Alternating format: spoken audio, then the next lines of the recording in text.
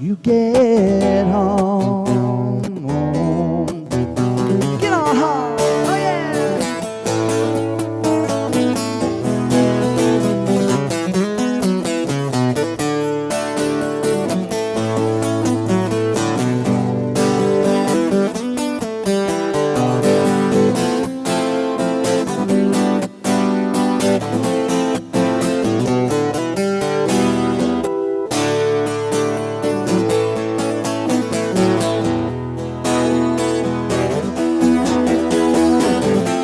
You tell yourself you're not my kind.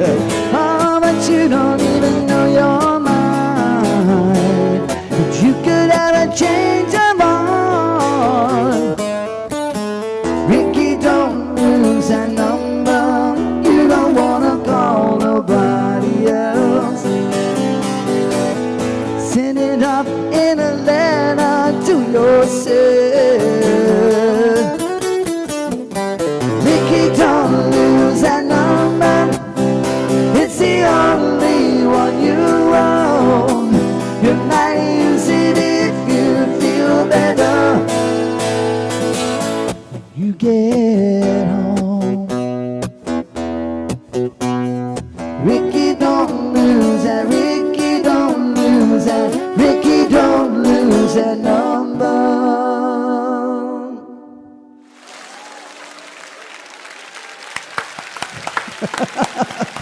Yes. Not too bad for a guy who forgets chords every once in a while. Yeah. Whoops. No, It's all right. I'm a little rusty. What can I say? yeah, you can knock the rust off of that thing, man. No worries. No worries. Oh, that was so good, Scott. And it's like your voice never changed, man. Well, it's changed a little bit. Yeah, well, Yeah, it I imagine has. you could probably tell just because it's you, but I do want to, before we move forward, I want to apologize to YouTube. Apparently the feed wasn't going through, but it should be going now. Okay. So it's nice when I got a little break to be the tech support here. But we do. The feed is going through to YouTube, so if you prefer YouTube, feel free to join us over there. We appreciate you guys tuning in. Scott, Yes. we are, I imagine a lot of people that are tuning in probably know a little bit about your story, but we're gonna give them a little bit more. Fair enough. So, are you ready for the tough questions? Shoot. I'm good. Yeah. You ready? Sure. Why not? All right. Well, I guess, and I feel like I say this every week. Take me back to the beginning. Tell me how this whole music thing started for you. Holy moly. Okay. You can paraphrase. It's okay. I guess the very first beginnings of my musical career, if you want to call it that. My mother was a bit of a hippie, and she, those were the times, back in the late '60s. And I guess I started trying to sing before I could actually even talk. Nice. And that what they would do, they would sit around and smoke pot, and then put headphones on me, and turn the speakers off, but put this music on, and I would try to sing along with it. And they just sit around and laugh at me. So they were hearing you. They were hearing me, but I'm like, I just said I didn't even know how to talk, but I was trying to sing along with whatever the music was, and they would just kind of get a kick out of that. So that's kind of where it began. But I don't know, man. It started with getting into rock and roll. My cousin was influential in that. I was 6, he was 9, and he learned a couple of things on guitar, showed them to me, and I was like, well, that's kind of cool. And he got me into bands like Kiss and all sorts of things. And then I started playing. My first guitar was a tennis racket in the mirror. And Nice. that was it's like, I did that for a while. And I think mine was one of those little janitor brooms. There you go. Yeah. Like the little tiny dustpan ones. a surrogate guitar. Yeah, right. But eventually they said, well, let's stick a guitar in his hands and see where that goes. And they did. For Christmas one year, I got a guitar, and they set me up with some lessons, about maybe 3 months worth, I guess. And at the end of those 3 months, my guitar teacher said, hey, that's, I pretty much taught him almost anything I can really kind of give him. Prodigy over here. When you're a kid, you soak that up pretty quick. It doesn't Yeah, really I guess seem, that's fair. Well, at least I did. I took to it pretty naturally, luckily. but yeah, he said, I've taught him pretty much everything I can give him. Here's a couple of books. Let him have at it. Carry on, my wayward son. And that's pretty much how it happened. We moved a lot when I was a kid. And on my journeys, I got to see a lot of different players play. So I pick up a little bit here and there from them. And I learned how to develop my ear so I could pick apart songs just by listening to them. And it just kind of grew as I was a kid. And but I always loved it. And then when I got into school, I wanted to be in band. I said, well, I'll take my guitar in there and I can play in the band. And I got there and they said, no, we don't have guitar in band, but here's a nice trombone for you to stick in your face. And so I got into doing that, and I learned how to read music there, and gained a great appreciation for jazz and classical music and all sorts of contemporary composers and all sorts of things along my path just doing concert band. Right. And along the way, I was introduced to lots of different musics, and I applied that either to my guitar or to my singing. I didn't even sing when I was really kind of starting out playing guitar. I didn't sing until 4 or 5 years after. I didn't realize, you could do the both at the same time. And it's very interesting. Several people that I've talked to were like, oh, yeah, I was a guitar player first. I figured out how to sing later, Pretty much. Yeah. Right. But, I've been influenced by so many different players because I listen to lots of different musics. I mean, I love country music, and I love folk, and I love jazz, and I love punk, and I love heavy metal, and bring it all on. I listen to it all, honestly. And there's something good about all of it. There's something good to be found in all of it because it's an expression of the human spirit. And I learned kind of early in my journey about that, that's what it was about. Mm-hmm. And so along my way, I've tried to kind of do that and just kind of come from the inside and let that come out. Which is great. I mean, you and I have had so many conversations about different styles of music, and I share that appreciation with you. Even in my set list, it's pretty eclectic. It's a pretty broad range of music. I've caught your shows. I know exactly what you're talking about. Yes, sir. Well, so you cut your teeth, and you originally from Gainesville. I was born in Gainesville at Chance Hospital, yes. Yeah. Mm-hmm. Yep. So you made your way down to the Treasure Coast in the early 90s. I moved here in the summer of 91. Oh, yeah. So I was just saying early 90s. Well, I wasn't trying to put a timestamp on it. That's pretty good and early. That was the earliest. I was living in Fort Myers at the time. I was playing with the band over there when we were doing really good over there, and then I followed a girl. Fell in love, No. I'm just kidding. It was a good thing. But I fell in love, and she and her crew they left town. They were working at a radio station over there, and they had this show called The Love Doctors, and and it was Dr. Is it the same Love Doctors that were in West Palm here? It was Dr. Rich and Dr. Jim at that point because Glenn had stayed over here when they moved away. Right. Okay. But they moved back to, I think it was to be in competition with their old station, which was KGR. Mm-hmm.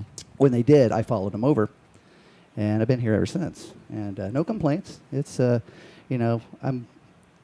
a West Coast Florida boy, I guess you could say. Spent a lot of time over there, but I've been firmly transplanted over here for quite a while, and I like it. I've met a lot of fantastic people here. I've had a lot of good times here, and I'm staying here for a reason. No kidding. Yeah. Well, I tell you, man, this music scene has become such a life force here. It's grown quite a bit since I moved. When I first moved over here, there was a burgeoning scene in Fort Myers, and there was really kind of almost nothing happening here. Mm-hmm. And it just, over the years, especially say past the year 2000, it really started to kind of blossom and really grow. But yeah, when I first moved here in the 90s, there wasn't much happening at all. I was going to say, when you came over here, what was the first gig that you got into? I played at a place it used to be called Mr. Laz, but when I got there, it was called the Cruzan Liquor Stand, and I was opening up for a band called the Coconut Heads. Yeah, the Coconut Heads. Yep, I did a little. I had my electric guitar and an amp, and I was singing through the amp. I didn't have any of this cool electric acoustic gear now. Yeah, necessary. Nope, it was just kind of improvising on the fly. But it was cool. It was fun. It was great. It didn't last too long. There weren't many gigs to have, so I had to get a real job. So I started cooking for a living. Uh-huh. And then that didn't work out, so I became a DJ at a nightclub. Nice. And I did that for 17 years. Oh my God! Oh, well, wow. what that I did not know. What nightclub were you DJing at for 17 years? 17 bloody years at a nightclub called Silhouettes. Just a lovely little nightclub called Silhouettes. A gentleman's emporium, Yeah, if you will. ties and top hats necessary. But I was the guy that ran the mic and played the music and tried to sell drinks and got the whole show moving. Good. So 17 years, buddy. I did that for 17 years. That's but wild. While I was also there, I also joined a band called SWS, Yes. which was remnants of a band called Cadillac Brats, who were very popular when I first moved here, but they didn't last much longer. And the guitarist Wade Jackson, and of course, the man, the myth, the legend, Spaz McGorty. Spaz McGorty. Yeah. Yes. And I formed a little trio. It was just a little acoustic thing, 2 guitars, 3 voices. It sounded a lot like Crosby, Stills, and Nash. And I did all the high harmonies, and we did lots of cool stuff, and it took off, and it became the animal that it became. It was really a lot of fun. Yeah, I'll tell you, like, growing up here, SWS was like talk of legends. Yeah. Like, there were a few bands here that you grew up hearing about, like local bands, and they were definitely in that number, and a few others. But We had a blast with that band. I mean, there was a lot of good players. You know, Brian Cunningham on drums, Gary Nutt on the bass guitar. Yep. And of course, you know, the 3 of us as the root of the group. And then when Brian split, we had, oh, for gosh, my old brain is here. Neil Santel on drums, who was an excellent drummer and a multi-instrumentalist in his own right. And the band continued on for about 10 years. And then we kind of just went our own ways. So. yeah, all still, doing different things, and I know that you've run into these guys again and again throughout time. I know that mentioning Gary Nutt, I know that you had done work with him in Crossbone with our friend Kevin McLaughlin. That's correct. Who should be joining us at some point tonight, maybe. Where's my chips and salsa? Man? Yeah, Come on. right. We need chips and salsa. It's okay. If I know Kevin, he'll come in just in enough time for margaritas. So He's probably setting his watch going, it's almost margarita time. When I say the M word, I'll roll in. But Crossbone was they were one of the best classic rock, southern rock bands. Fantastic band. That I've heard around here. Yeah. And the very first time that I saw them, you were fronting the band as the singer. Okay. And I was just blown away at the accuracy and the time that because I've heard a million cover bands, winging it and doing their thing or putting a spin on it to make it their own. But you guys were so accurate and so consistent. And, I at the point I had not heard the band with Joey. It was only with you. So it was almost like when you went off to do your thing or Joey came back into the scene. Sure. I went and saw the band and I was like, oh, this is not the same. I got the same Not that thing. he's not great, Well, but I got the same thing when I joined the band because, basically I was kind of coming in. On the other after- side of it. Exactly. Yeah. Joey, it was kind of Joey's deal. And when I got in there, people were like, well, who's this guy? And, it took a while to kind of earn that position in the band. The thing I loved the most about it, really, the fronting of it was kind of cool, but I loved playing with 2 other excellent guitar players. We were a 3-guitar army. It was really just out of sight. Yeah. And, as a guitar player, you don't get much of that. Right. And that was a real super, super treat. We could do some harmonized leads and, It was very cool It to was see out- the yeah, 3 of you, because you were a very show band as well. Sure. So when those leads came up, the 3 of you stepped up to the front of the stage, and it was just this guitar wall. It was. And it was so cool to see. Great band. I was a massive fan. My mother was a massive fan of Crossbone. Killer. And so we would, anytime I would come home from the cruise ships, we would go out to see you. We would see where you guys were, and we'd go see you guys band. we're popular with moms everywhere. But you also played with a couple other groups, Yes. Monkey Bones, whom I didn't know anything about. Tell me a little bit about them. My friend Rick Shearer had, who has always kind of got his hands in some sort of musical pie, invited me to come jam one night, and a good friend of mine, Chuck Fail, and Vinny Bowe, and Billy Bedwell from the Boss Groove band. Yeah. We're all kind of jamming together, and we got together and did some stuff, and it was really a lot of fun playing with those guys. It was rather short-lived, but it was still just tons and tons of fun. We were another band that was very, very eclectic in our approach. Right. Everybody had something to bring to the soup, which I loved. Billy kind of had like an R&B kind of an angle going on. I was just all over the road. Vinny was the drummer. He was just kind of a party animal, and just you gotta have one of those. Well, in the he was band. just great at that. Yeah, he was always into having a great time. Joe, not Joe, but Rick, the other guitar player, was very into cool like Allman Brothers and Little Feat and great music like that. And so it became a real interesting musical combination. Just didn't last quite as long as we might have wanted. Right. Yeah, and then I got involved, of course, with the McCartney Mania guys. To come to my next point, absolutely. This was I got to dig a little bit and read about McCartney Mania a little bit. So tell me how you got into the band, and I know that with your background in Beatles music, that this was probably quite a treat for you to get into. Well, I'll tell you, the first music I can consciously remember hearing is a song called Octopus's Garden from the Abbey Road record. I think I was probably about 3. And it's my very earliest musical memory of listening to any kind of music. Mm-hmm. So, that's kind of an important thing.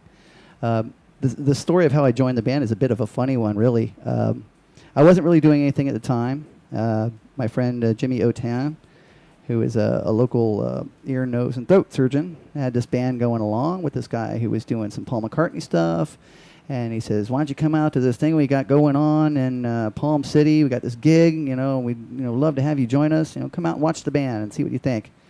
And I got there, and the sound was just absolutely awful. The sound company they had going there was just, it was the worst. It sounded terrible. And, there were train wrecks here and there. The keyboard player, Jimmy, had an amp of his own, but he had some programs every once in a while, like in his keyboard, and they were drum programs. I guess he may have had them set up for something else, some other project. And occasionally he would hit one, and it's like all of a sudden this other drum thing would be going on, and it's just like it was this crazy weird cacophony and just erratic music. It was probably the worst gig you could probably even think of. I mean, anything that could have gone wrong did go wrong. Oh no! And so that was my first introduction to the band. And I'm thinking to myself, oh, okay. Yeah, I'm thinking to myself, Very what a nice, nightmare. guys. Yeah, we'll see you next time. But we sat and we talked afterwards, and that was very cool because I got along with everybody in the band, and I could feel that there was kind of a vibe there. Mm-hmm. So I said, well, let's get together and let's play, and let's see where it goes. I gave them that chance, at least that. And we got together and we played, and it was wonderful. And of course, that music, it's hard to miss with. Right. And I wasn't really, I hadn't played a whole lot of Beatles. I had hardly played any Beatles music, really. But when I joined them, I gained a real affinity about the details of that music, and especially John Lennon's guitar playing, which was kind of where I was concentrating my energies in the band. John was a very unique guitar player, and consequently influenced my playing along the line. Which is amazing. Yeah, no, he doesn't get much credit as a guitar player, but he really was quite unique and quite cool. I loved his approach. Yeah, what was so interesting about this group is, you describe it like that and you describe that gig, but this group, because I watched some older videos and then I got into some later things with you guys. This was clearly had been going on for quite a bit of time. Oh yeah. I have a clip from a performance. I think this was either last year or the year before. Okay. And this is McCartney Mania at the Stewart Theater or the Stewart Theater. Is it Lyric Theater, perhaps? I'm not sure. It's tough to tell, but there's a full orchestra behind them. That would be the Lyric Theater, yes. And this, it's just a little clip. It's a short clip. Sure. But I don't want to get in trouble with anybody. But I just wanted to share this with you guys. It is so good. Check out McCartney Mania. Maybe.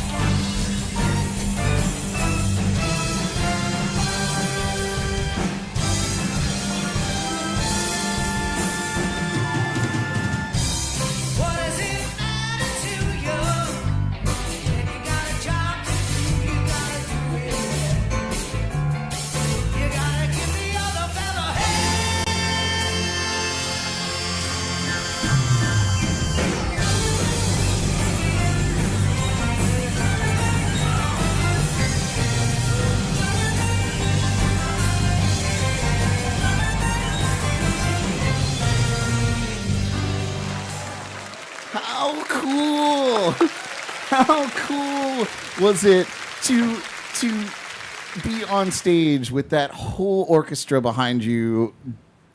I watched that whole video and was just completely blown away.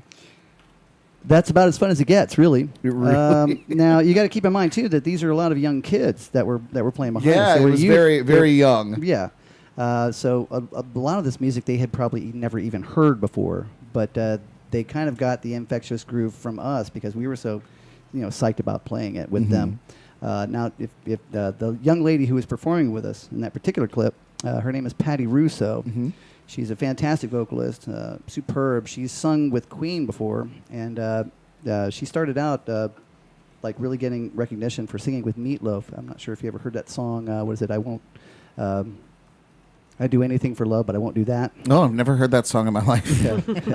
No, that's Patty doing all the female bits on that one. No. Yeah, and No kidding. Patty's a wonderful person and a powerhouse vocalist. She's just incredible. That clip doesn't really do her a whole lot of justice. No, but she clearly knew how to command a stage, and that doubt. goes a long way Yeah. with me. How cool. Very, very neat. I remember a conversation with you. Did you tell me that McCartney Mania is taking a hiatus, or what was? Remind me of that, because I feel like I'll be devastated if you tell me they're not playing anymore. Then I won't tell you. I don't want to. No, the band is officially kaput at this point. Yeah, our lead guy has officially retired. And he decided that he wanted to take the band name with him as well. So we're not doing that anymore. But we had a good 10-year run with that. That was good enough. I tell you, what I've seen from you guys and the gigs that you did and the quality that you guys put out to pay tribute to the Beatles was superior. I wish selfishly that I had one more opportunity. So I'm hoping for a reunion some point, so I can. Well, I'll tell you, it might happen, but it won't happen exactly that way. I'll just put it that way. We're gonna before we continue with this interview, I just want to take a look, because this is a live show, and we do appreciate you guys tuning in live. Just to look at the comments here. Michael Harrison said, "This is great. I remember a lot of his bands." That's you.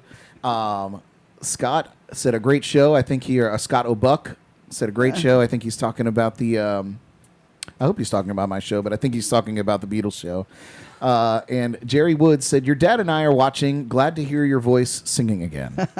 That's awesome. That's terrific. Very, very cool. Also, Zach Jones from Storkel Corn Entertainment requested Ohio. So if you feel up to that at some point, that was a strong request from him. Oh, really? Yes. All caps? Yeah. All caps. It was like multiple times. Also, Linda Kiefer says hello. Hi, Linda. How you doing? All right. We will definitely get to some more Scott music. I got a couple more questions. Sure. Very important. Shoot. You talked a little bit about being in bands in school, and most of us have seen you with a guitar strapped on, but I've heard that you have a pretty eclectic mix of instruments that you could play. For example, the penny whistle. So tell me about that. Funny enough, the penny whistle kind of came about when I was living in Virginia. A friend of mine up there had one, and I thought it was kind of cool. It was really interesting little piece that you could just take anywhere, and they were cheap, and I liked it. How'd you hear about the penny whistle? Hey, man. This is homework. I sense an inside job here. On. They don't call him Creep for nothing. I do. And I creep. Yeah. Theme song. An unnamed source has reported that Scott uses a penny whistle. It's true. Yeah. I also heard that you play a trombone. I've heard all of the little brass. I learned all of the little brass when I was in school. Tuba, baritone, French horn as well. Anything brass, really. Trumpet as well. But my lips didn't really kind of conform as well as I would have wanted them to a smaller mouthpiece. That's what she said. I jumped the gun a little bit on the drum. But my tonguing was perfect. There we go. Unbelievable. Too funny. The next time I see you perform out, I expect a penny whistle to come out. Oh goodness, I'll have to get it out of my storage. I have 3 of them there. I do want to talk a little bit about your very recent struggle. Okay. I know that you've spent the better part of a year recovering from some vocal cord damage. When did you first realize that this was a problem or becoming a problem for you? I had gotten sick earlier in the year, about mid-January, and it was nothing, overly bad. But I had a very thick schedule to keep. I was a very busy musician. And I had one weekend that was coming up. It was 3 doubles in a row, which meant about 8 hours of singing each day.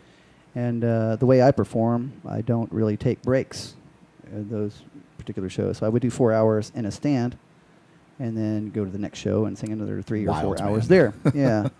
So I wasn't really listening too well to my body at that point. I got through the shows, but once I got through them, I realized that I should not have really kind of done that. I overstressed my voice. So I took a couple of days off, bounced back a little, and but it never quite felt the same. It felt like, I was just kind of limping along, getting by, and not really kind of at where I should have been. And but I didn't stop. I just kept going. I figured, well, okay, it'll be like any other time. I'll heal, and everything will be great. Right. And finally got to the point where we were all shut down because of COVID, and I figured, well, I'll have some time down, and I'll rest, and everything will get better. And it didn't. And it kept not getting better. It actually got worse. And so Jimmy O'Tan, my keyboard player and good friend from McCartney Mania, said, come on in, let's check you out, let's take a look and see what's going on. And long story short, he saw some nodules there, and it looked like a spot that might be turning into something else. He says, well, you probably ought to go and see a specialist at that point. But I kind of resisted that at first. I decided I would take 8 weeks of vocal rest, which means no talking, no singing, no whispering. Right. So I went everywhere with a pad of paper and a pen, and that's kind of how I did that. But for 8 weeks, I didn't say or sing anything. I do remember having a written conversation with you out and about one night. Yeah, gestures and Yep. yeah. But after that got done, the nodules seemed to have gone away. But then the spot that looked a little questionable actually turned out to be a hemorrhagic polyp. So I had to go and have that surgically removed. I found a specialist down in Miami who did the job, and I've been recuperating from that ever since. It's a process. I thought it would be kind of an instantaneous thing. Turned out it wasn't. It was something that takes time, and I'm still actually kind of healing from it. There are tonal issues that I have. Parts of my range are still not quite accessible just yet. Hopefully that will come with time. And I actually go to see my surgeon tomorrow at 2 o'clock in the afternoon to get a follow-up visit with him to have him check everything out and see how everything's progressing. Right. I may or may not have to do some vocal therapy, which, I'd like to do it anyway, just to kind of get some tips from them to how to not re-injure my voice. I was going to say, to not get back in that same situation. Yeah. Absolutely. So, and I know my own voice pretty well, but, every little bit of knowledge is going to gain some traction along the way. So like I said, tomorrow I'll go down there for my follow-up. He's going to scope me out. I'm going to stick another thing up my nose and look at my throat, which is no fun. But all the fun. Yeah. Oh. The procedure itself was a real drag. No doubt. Yeah. No doubt at all. So I don't want to definitely have to do that again. But it's coming along. As you can tell now, I can talk and I can sing, and it's all good. Good. It will be what it is. It's awesome. Well, we're definitely we're gonna try to damage those vocal cords as much as possible. I'm just kidding. Let's trash them, man. Come on. I do have a question from the audience. Holy moly. John D'Angelo says, "Who's your favorite band and why?" Well, I have a stock answer on this one. It basically is that there's the Beatles and then there's everybody else. I don't consider the Beatles a band. They're kind of the Beatles. Right. So they kind of stand apart from everybody else. But out of everybody else, my favorite band is Jethro Tull. Have been for a long time. I just love their music. I could listen to it endlessly. Really. Yeah. Ian Anderson, complete Absolutely. genius. Martin Barr, too. Fantastic Yeah, guitarist. you're right. And, of course, my favorite drummer, Barry Barlow. Barry Barlow. Yes, indeed. A lot of people, dig Neil Peart, and Neil Peart's no slouch. That's great. But my favorite is Barry on rock drums. Awesome. Yeah. Awesome. Yeah. I do have a story to share from Wendy Simon. She Uh-oh. said, Joe and I had our first date 8 years ago Yep. and saw Scott play at Kona Beach, one of my favorite spots no longer. Scotty is near and dear to us and an incredible talent. We love you, Scotty Benge. Love you back there, Wendy and Joe are such great people. Thank you so much. Ian McDermott said, hey, Scott, great to see and hear you again all the way up here in Canada. Voice sounds really good. North of the border, Absolutely. Well, you are back. You are back, It's official. and you're here. Are you ready to give these people another taste of what they've come here for? Why not? Why not? Why not? Absolutely. All right, you guys. Well, next up, we have our midweek motivation. So, but before that, we got Scotty Benge. I'm kind of fangirling just a little bit out here, just so you know. So, give it up, you guys. Scotty Benge. All right. A little something from my favorite band.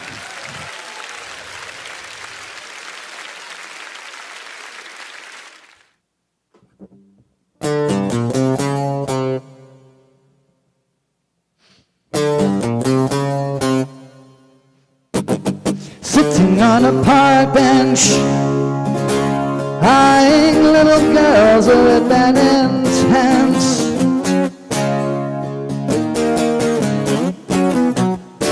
Snot is running down his nose, greasy fingers smearing shabby clothes. Hey, Aqualung, drying in the cold sun and watching as the frilly panties run.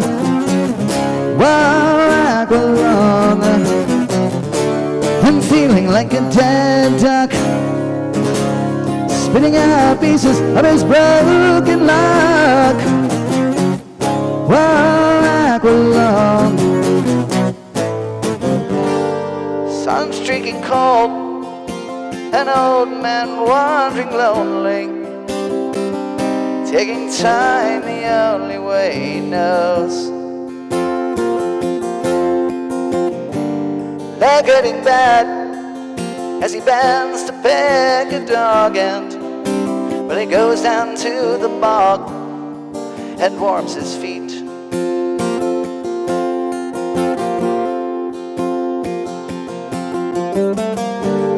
Feeling alone, the army's up the road, Salvation a la mode, and a cup of tea. Aqualung, my friend, don't you start away uneasy. By your poor old son, you see it's only me.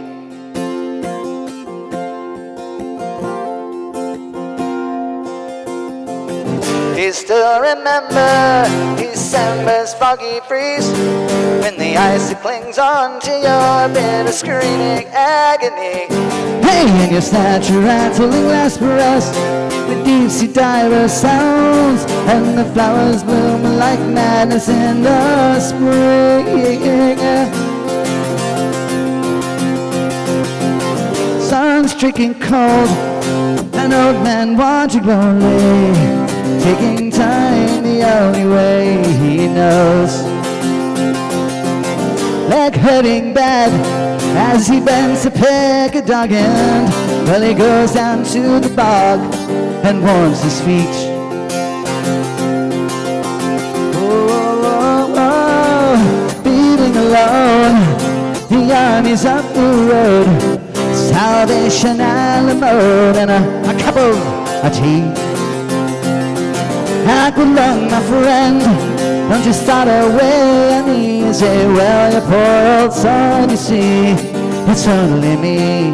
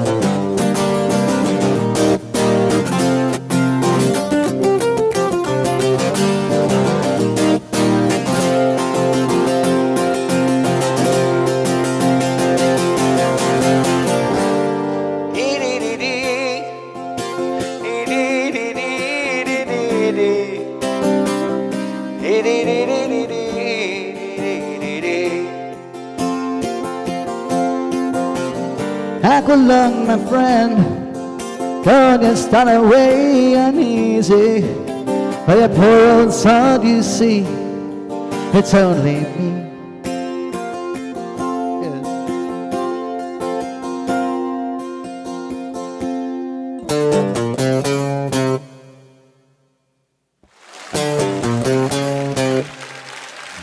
Hey, sitting on a park bench, eyeing little girls with bad intent.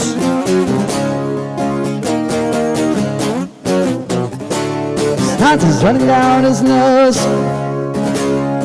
greasy fingers smearing chamois gloves. Hey, Aqualung, drying in the cold sun, and watching as the frilly panties run. Aqualung, and feeling like a dead duck, spinning out pieces of his broken log. Aqualung, hey!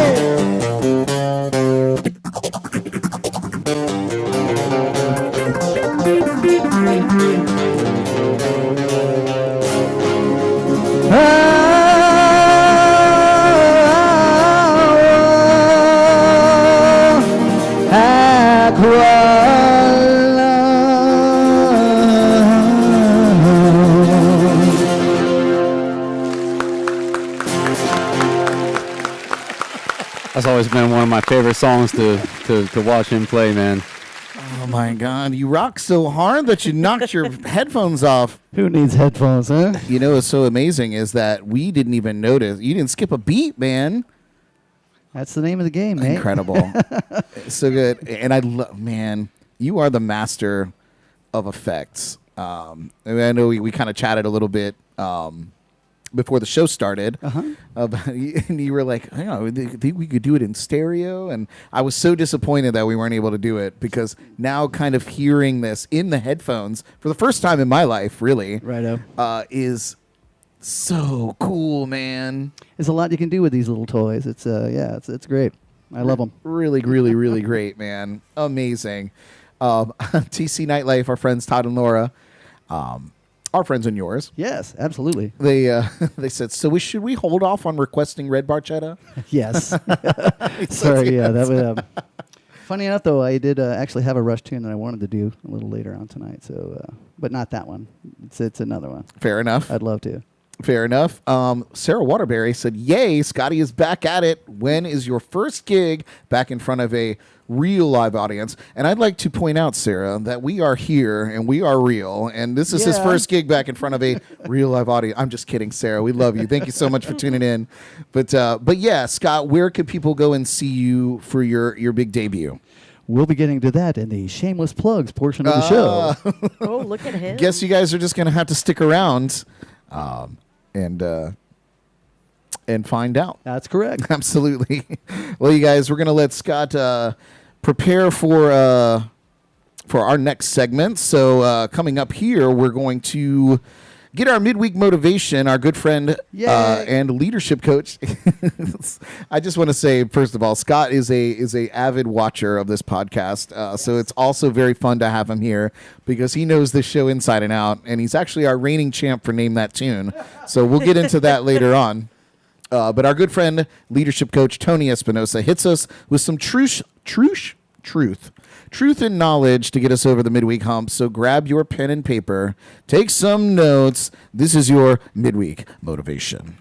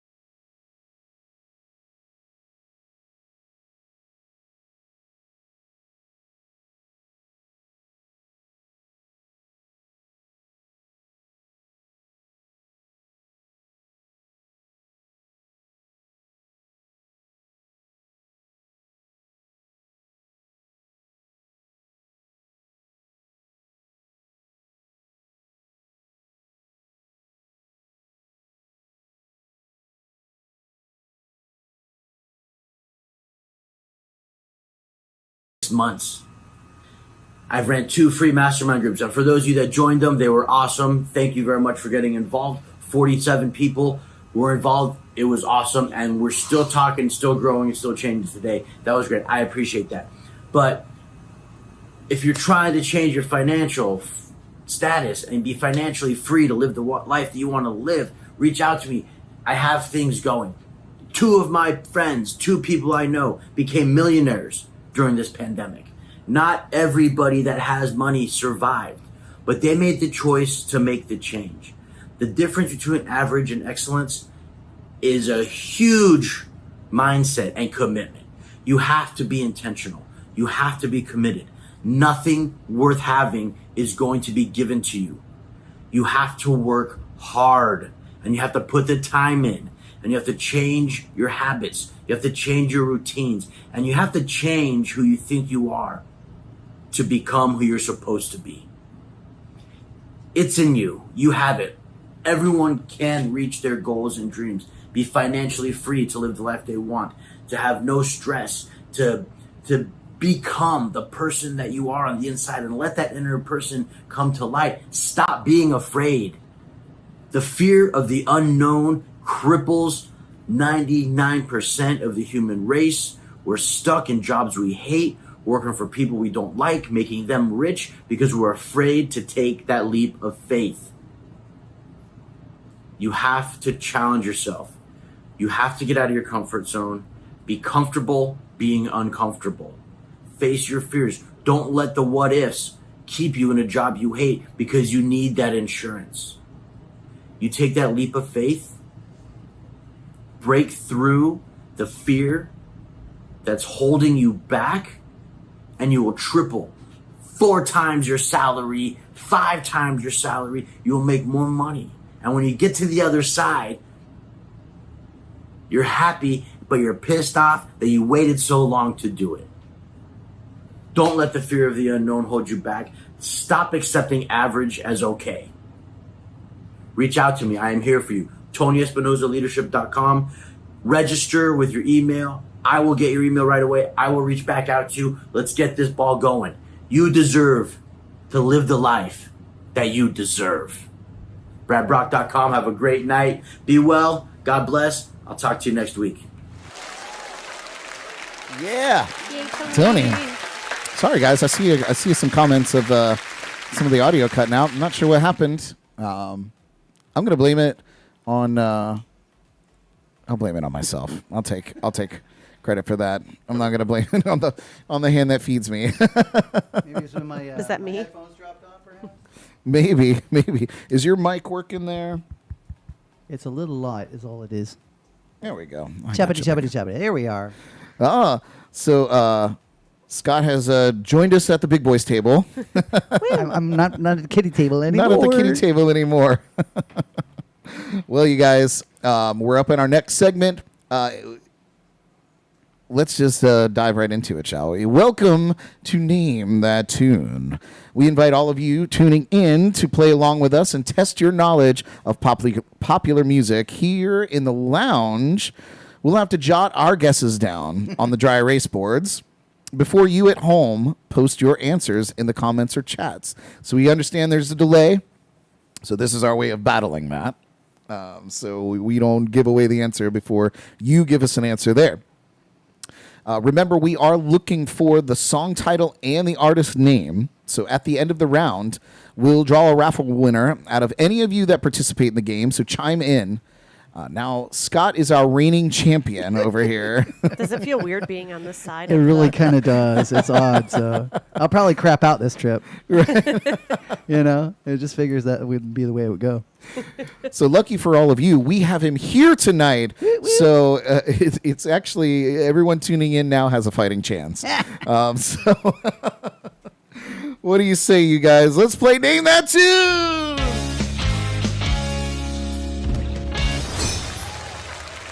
I keep trying to name that tune. What is that song? You know, dun, dun, dun, dun, dun, smash. What is that? Sounds like Buffalo Springfield or I something. don't even know. Well, you guys, we got the 4 of us here, and we have Kevin over there by the bar. Oh, no, we don't. Where's Kevin? Doggone it. Oh, no. Womp womp. I'm getting Womp, hungry. womp, womp. All right, you guys. Well, tonight's category is Scott's Heroes.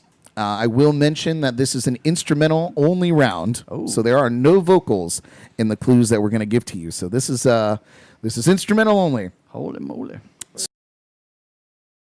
Mention again, if you have guesses, be sure to put them in the comments. And you are basically, somebody's got a nice motorcycle out there. Yeah. All right. Healthy motor. Bravo! Rum, rum. All right.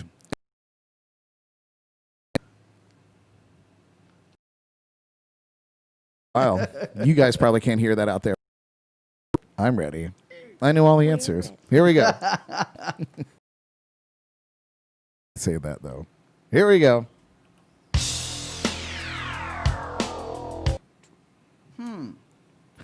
Scott says, I'll play that one more time for you guys at home, or as many times as you like. And again, we are and artist title. So, artist names. All right, Todd and Laura got it there with. Well, we won't say it yet. Zach Jones said 311. Rudy Manna said Tom Sawyer. And yeah, you guys got it. Well done. All right, but now let's see those boards. Go ahead, Scott. I put Tom Sawyer by Rush, lyrics by Neil Peart and Pi Dubois. Well, Wow. you went the step further. Way to make everybody feel like a What an jerk. Overachiever. What do you got, Jordan? Oh, it's really bad. Oh, let's see it. It's like really bad. In Space by Led Zeppelin. That's no. That's close, though. It's really close. It is, right? Mine's way worse. Oh, no. What do you got, Chris? I was just spitballing. Yeah, Michael Jackson. No. That's wrong. Jordan, I'm going to I have see you. where you were going with that, though. I'm going to have you jot down. I got Todd, Zach. So you got Oh, and Linda. in Linda, and also Cindy. For also doing that on YouTube. Thank you guys for tuning in. Next one. Our next Michael Jackson track. Yeah. Next clue. Here we go. Oh, yeah.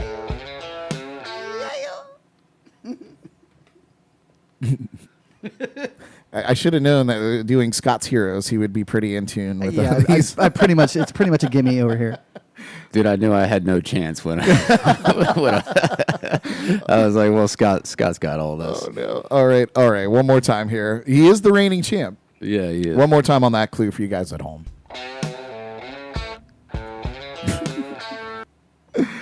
Zach said Kid Rock and the Gang. No! But Rudy Manna is in with Life's Been Good to Me. Yeah. Joe Walsh. Todd and Laura also said Joe Walsh. Wait, who did you just say? Todd and Laura. You got Todd down there. Okay. D'Angelo said the same. Wendy, that is not correct. It's not Life in the Fast Lane. That's okay. We shall spunk your All right, let's see those cards, though. Right? Yeah. 2020. 2020. Yes, Well sir. done. What do you got, Chris? Eagles. That is not right. I was with him, too. Life's been good to me so far, the Eagles. No. A member of the Eagles. Yeah, Well, it's now here's the thing, because that can actually be kind of technically correct. We can- because We're only going with the recording that Gotcha. was presented. Because Okay. you could say that Hell Freezes Over and Right. Yeah. it probably and does. all that. well, let's put it this way: Joe's been doing that song with the Eagles ever since it came out. True. Yeah, so True. In fact, the first tour he did that song was with them. Well. Yeah. So we get half a point. All right. Probably. Okay. Would Half you a say? point. Half a point? Why not? Okay. 3/4 Half a of point. Still not a full point. 85 and 3/4% of a point. Good enough for government I mean, work. that works for Chris and myself. Yeah. We'll take what we can get. I'll take it, man. All right. Here's one that's a little bit more obscure, Oh boy. and we'll get right into it. I'm not going to tell you that I've literally hit the accidental button on this like 9 times before the show started, so everybody has really got a grip on it. But here we are, a third clue.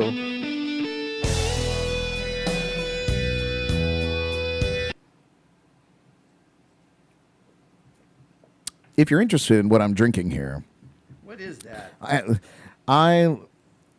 I got this koozie, and now I've realized that it fits crowlers perfectly. Keeps this beer so cold. So this is a koozie from the Bev Fridge, which is awesome. But I'm actually drinking Hop Life Firehog and a crowler here. We love them there at Hop Life Brewing in Port St. Lucie. Let's see. Todd says Steve Vai, which you are right. So you get a point there. Anybody know the name of the song? That was a tough one. That was tough. That was specific for Scott, I think. All right. Well, let's see those cards because Todd already got the answer there. He did. He got it. He got the name of the song too, as well. For the love of God, what a nice little boy. That's Steve Vai. What a nice little boy. What do you got, Chris? I just had Steve Vai. I had no idea what the, That's the good. name of the Half point. song was. Half point. Oh, that was good. Who let the dogs out? This one was What do you got, Jordan? guitar solo by Stevie Blank question mark. I'm going to give you that ding just Yes! because I didn't expect you to get anywhere near that. I only knew because of the oops-a-daisies that happened, and I heard, oh, Stevie, and then Extrapolating from. yes, I'm very good at eavesdropping. Not, Well done. Not Stevie Nicks, though. No. Not Stevie Nicks. And not Stevie Ray Vaughan, which is what I was originally going to guess, but you told me no earlier. So, Well, there you go. Well done. period. That was Steamy Ray. TC Nightlife comes back and says, "This is like my iTunes playlist." You have a good playlist. Awesome. What good taste. Yeah, right on. All right, we got a couple more for you. Our next clue. Here we go.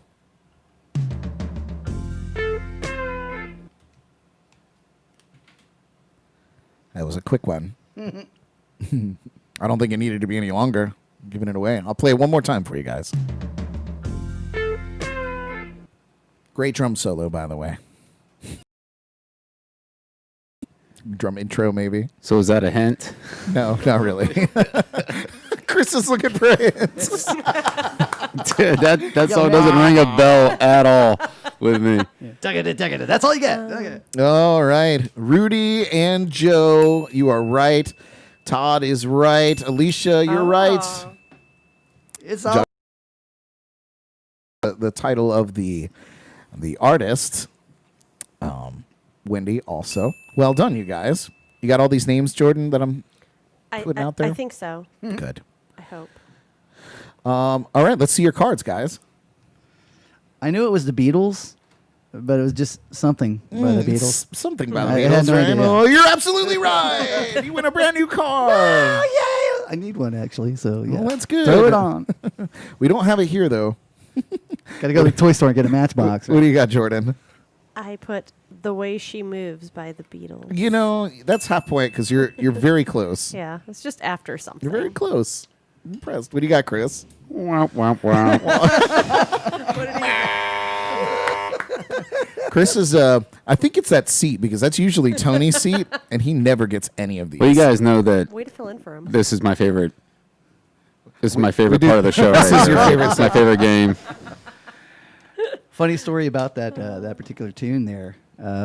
James Taylor was an Apple recording artist when he started out, and he had a song called oh goodness gracious, now what was it called? Something in the way she moves. That's correct. Yeah.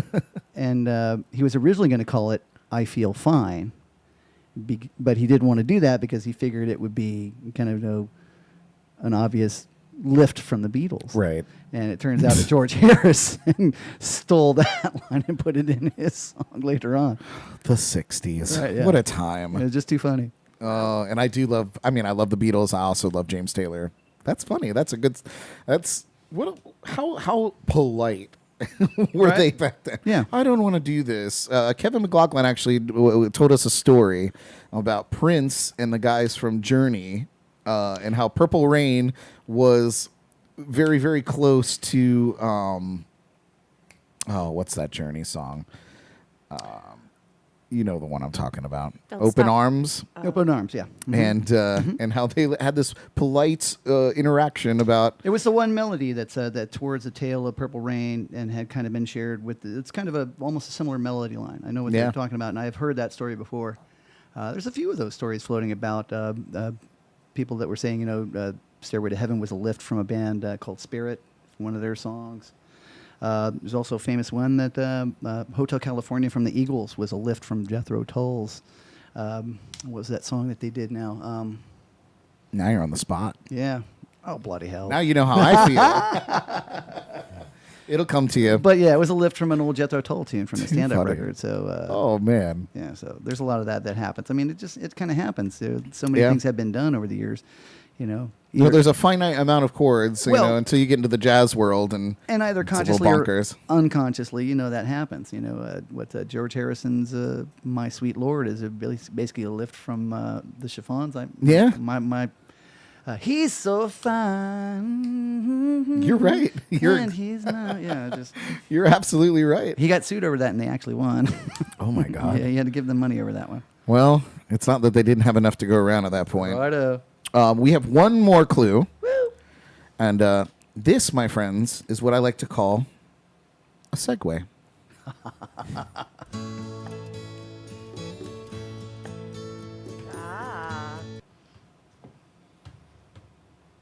I'll play that one more time for you guys at home.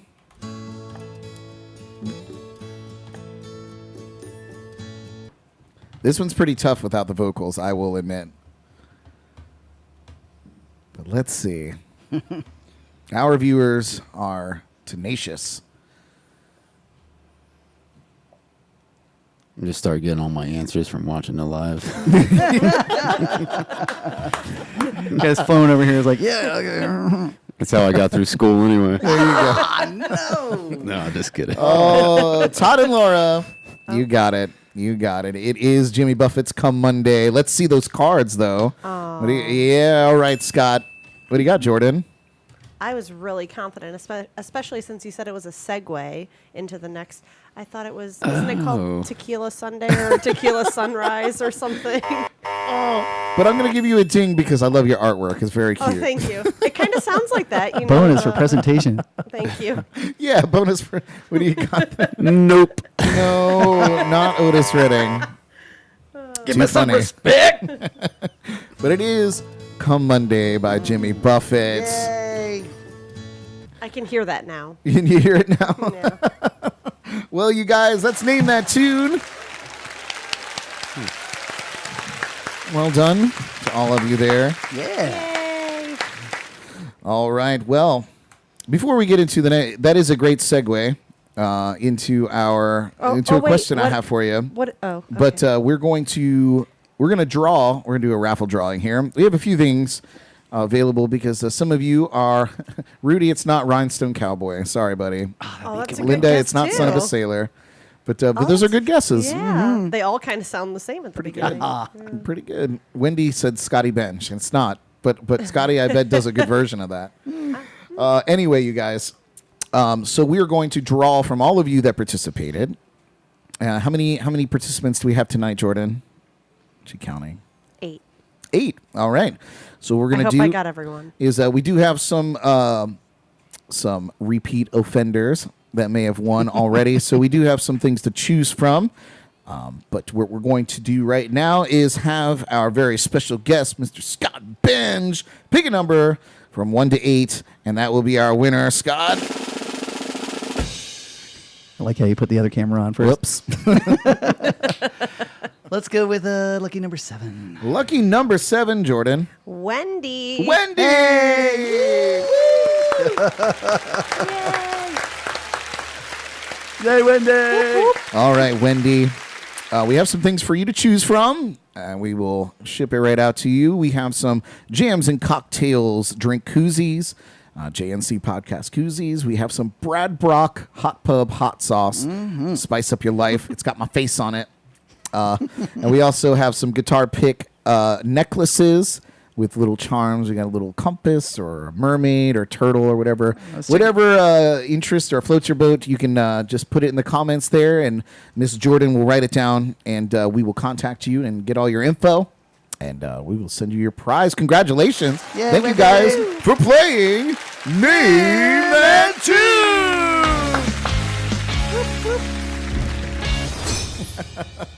So fun. Oh, man. So fun.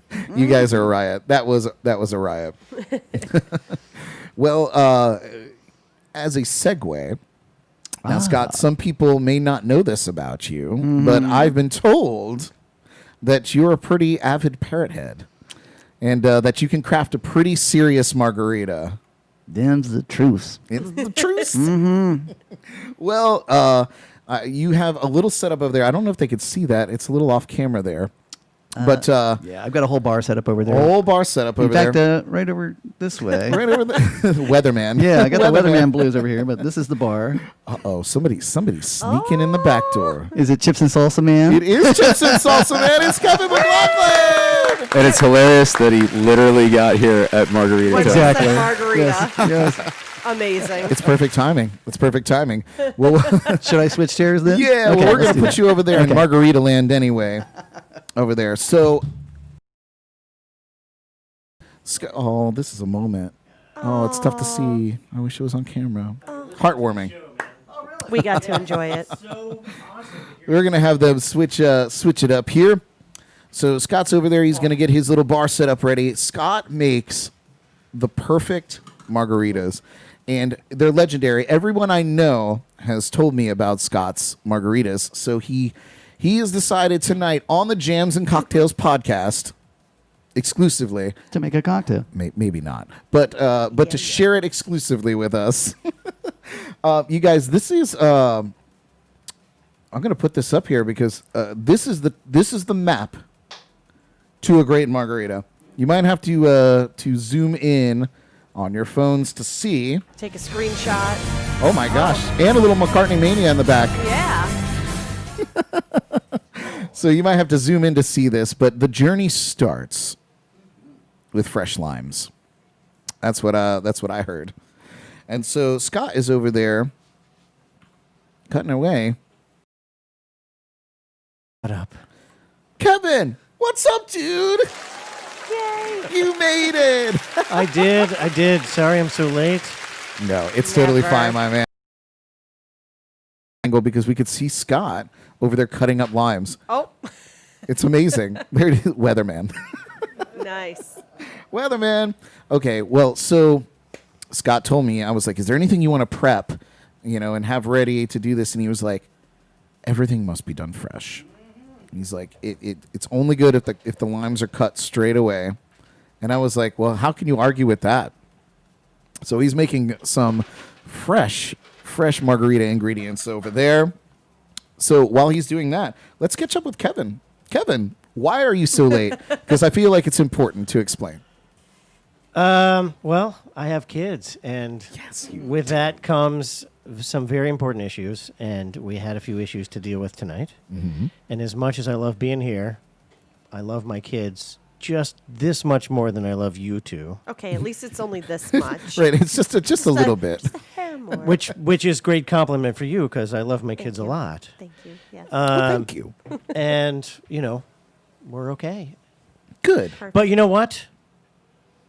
As a consolation prize, Is that whole thing salsa? I brought Oh my golly. the best salsa on earth. And if you're a Star Wars fan, you will understand the reference when I say many Bothans died to bring this salsa to you tonight. Oh, Jordan, do you get that reference? I do not, but I do by context. Yes. She's extrapolating information and only- creating an emotional response based on it. Correct. If I explain that whole thing to you, everyone will know how much of a Star Wars geek I actually and it'll am. just be- I only know and love what's his name, Greedo. I only know and love Greedo, who had Looks just like a coronavirus. No. Yeah, he looks like a little elephant. He's like a blue elephant. Oh my god, a blue elephant. Okay, so Anyway. Do you see that? We've lost every Star Wars fan. All the Star Wars on fans the are line. gone. They're going You're to get welcome. So anyway, this salsa, some friends of mine, they used to have a restaurant in Port St. Lucie, and Enrique makes the best salsa on earth. And they still have a restaurant in Crestview, Florida. No kidding. And my son, who just drove through Hurricane Sally, right? He stopped in Crestview, even though it was a hurricane. This Wow. Mexican restaurant was actually open, and he picked up a vat of salsa, and I brought it to share with everybody. That is, You so, are the you know what? You get sweetest. a round of applause. So there we go. That you're amazing. Look at Scott over there. That is a large. We're gonna whittle it down. Will it down. Oh my God! Did you hear it? Do you guys hear it hit the ground? It Yeah. sounded With force. And that was like an hefty. anchor on the bottom of the sea. I felt that shaking the foundation of the house. It was definitely shaking the foundation of my soul. That's for sure. Well, you guys, I'm gonna put that map back up, and we're gonna take a walk through. We're gonna take a little walk through the perfect margarita. Now, Scott sent this to me, and there's a little, like a little artist signature at the bottom, and it said Bert Art, which means that this margarita, at least this version, long. And I thought it. Journey starts. Unless you want to walk through it with us after you've made your magic mix over. Okay, so it starts here. You fill the shaker with broken cubed ice. Squeeze fresh limes into the shaker. Savor. I could smell it all the way over here. Yeah, right? Right? That's wild. That's very. Then you add half an ounce of Jose Cuervo white. White for bite, if you wish. Sniff the cork. Did you do that, Scott? They don't come with corks anymore. Sons of bitches. Oh. Yeah, they don't. Then you add 2 ounces of Cuervo 1800. I feel like I'm walking in the wrong direction here. I can't read a map. No wonder I never found the Yeah, treasure. You're skipping around. Line in the middle there. Yeah. Oops, it says. Add half. Right. Oh, we already did that. Do it again. Why not? Add a 1/4 ounce of Rose's lime juice, except no substitutes. Oh. Add half an ounce of Bowls triple sec, nothing but bowls. We got the Kuipers tonight, unfortunately. Keep it going around. It looks like stinky shoes that we're walking past. Add a splash of Bowls orange curacao. He said that this is the secret ingredient. Then you cover the shake. Oh, I wanted to hear that sound. Or like that. I went too Remember quick. that song? Shake, shake, shake, shake, You don't have to rush. shake, shake, shake. Oh, he brought his own shaker too. Oh, look at this guy. Amazing. Shake vigorously. Oh, it's so vigorous. Nice. Yeah. And then you flip the shaker in the midair twice, 3 times. Oh, we missed that whole thing. I'm sorry. I did. The camera's cut out. But he did it, I promise. Yeah. Scott's got some emotion going on with that thing. Uncover the shaker, savor the flavor. Rim the glass with a lime. The outside only, which is apparently very important. Salt only the outside. Add fresh ice. Strain the mixture over ice. Squeeze 1 lime wedge and toss over the left shoulder. I guess that's very important. Now kick back, turn up the tunes, which we're definitely going to do, and enjoy. That's the perfect margarita. I do have a question. Who wants salt and who doesn't? No salt. No salt. Salt. Salt. Salt. Salt. All right, everybody salts, boy. but Jordan. Jordan, you're so bougie. What's up, man? To say she's good because she's like making me expend less energy. Yeah. Less lime juice everywhere. This is the scaled down bottle to make me look huge. Wait, let me hold it down here. I didn't know you were a giant. So Me giant. neither. That's what she said. Oh, unbelievable! Oh gosh. Unbelievable. All right. I cannot wait to get my hands on this. Salivating. She said that too, didn't she? She did. I heard her say it out loud. She did. And the other thing that I heard, and believe it or not, I was listening to the show, not looking while I was driving, but listening. Oh, good. And the thing that I heard you say over and over again is, Jordan, I'm going to give you a ding. Write it down. Oh, is that one of the ones? Hey, girl. I'm gonna give you a ding. Give you Is a that what you ding. kids? Is that what you kids call it nowadays? Yeah. It is now. Giving her the ding. If we're kids, then I don't. Then all the real kids are infants out there. It's just something I say. So Scott, we did get a couple requests while you were over there making. We still have that request for Ohio from Zach, and somebody else requested something. It wasn't Red Barchetta, but it was something else. I think it might have been over on YouTube. Maybe not.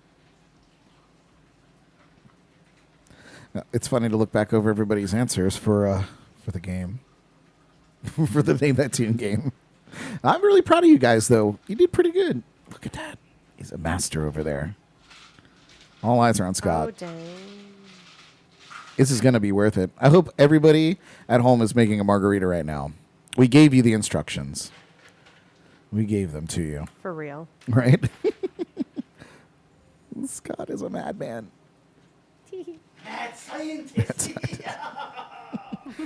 Well, he's still carrying on over there. Chris, how's your week been, man? It's been pretty good. I could barely see you over there, so like I forget you're Yeah, I know. you're so quiet. Yeah. Well, I've learned a bunch that I did not know about Mr. Benge, man. Yeah, that's the point. Yeah. Taking it all in. Taking it all Thank in. Yeah, you, things have been good. sir. Good, man.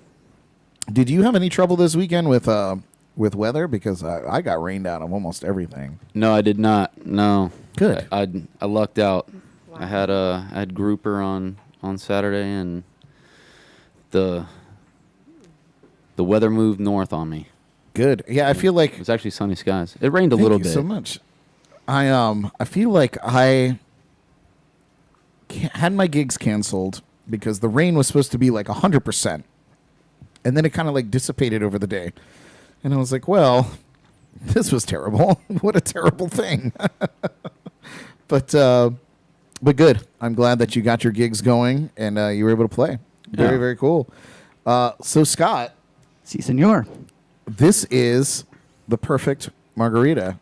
Well, it's not the perfect margarita. I cheated, man. It's I took a just- little sip already. It's a perfect margarita. Don't tell him. Don't tell him Wait. that. All right. Cheers, everybody. Scott, well, no, Cheers. give us a good toast. Give us a good toast. Oh. It's been now that you have that beautiful voice back. We want to hear it.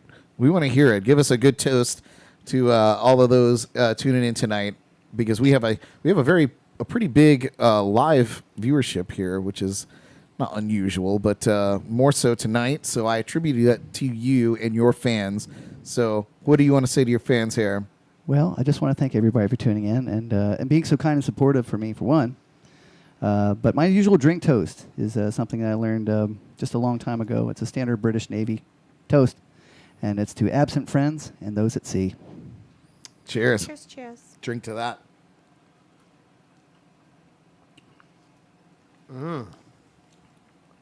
Okay. That is the perfect margarita. It is. That is the danger zone. That's what that is. Oh, that's. Danger zone. Yeah. Let's give him some clappies. As a rule, I try to avoid tequila, but for you, and it's worth it. This is awesome. The trick is the fresh lime, really. That really makes all the difference in the world. I really do feel like that is absolutely true. Is it really? Yeah. Yum. Oh boy, Wonderful. tomorrow's gonna be rough. It could Promised. be. You never know. Oh man. Well, Scott, Yes. how do you feel, man? Do you wanna jam another two? All tequila'd up, Well, let's not go that far, but hey, the night is still young. right? While he gets set up, coming up next, Springer. in one of our very favorite segments called Inside the Lipton Tea.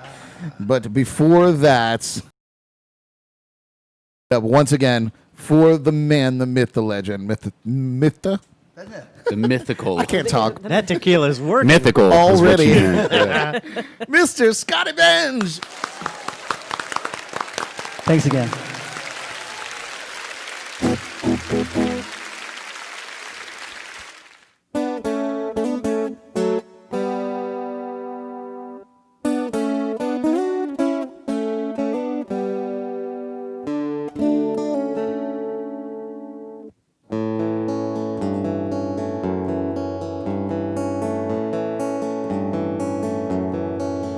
Look around you.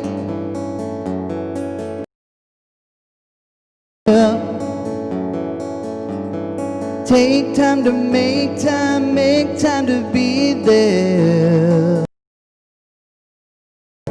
Look around.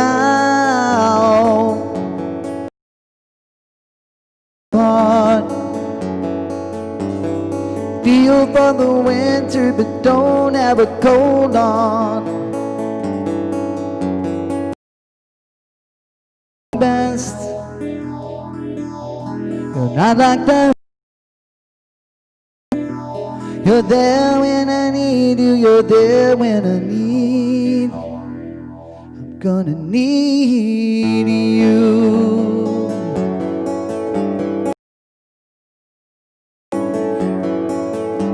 A long time ago, I had a lady to love. She made me think of things I never thought. Now she's gone and I'm on my own. The love song that's coming to my mind. The love song, it was there all the time. So lady, let me take a look at you now. You're there on the dance floor, making me want you somehow. Oh lady, think it's only fair I should say to you. Don't be thinking that I don't want you, 'cause maybe I do.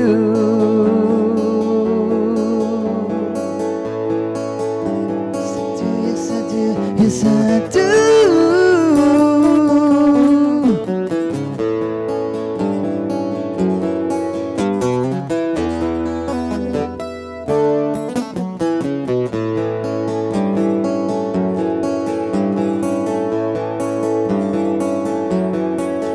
Look around,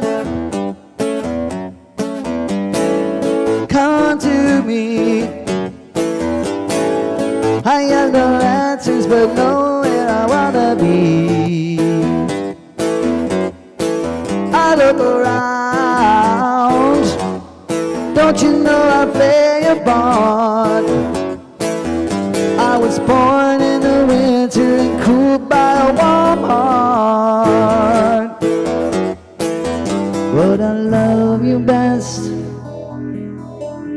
You're not like the rest.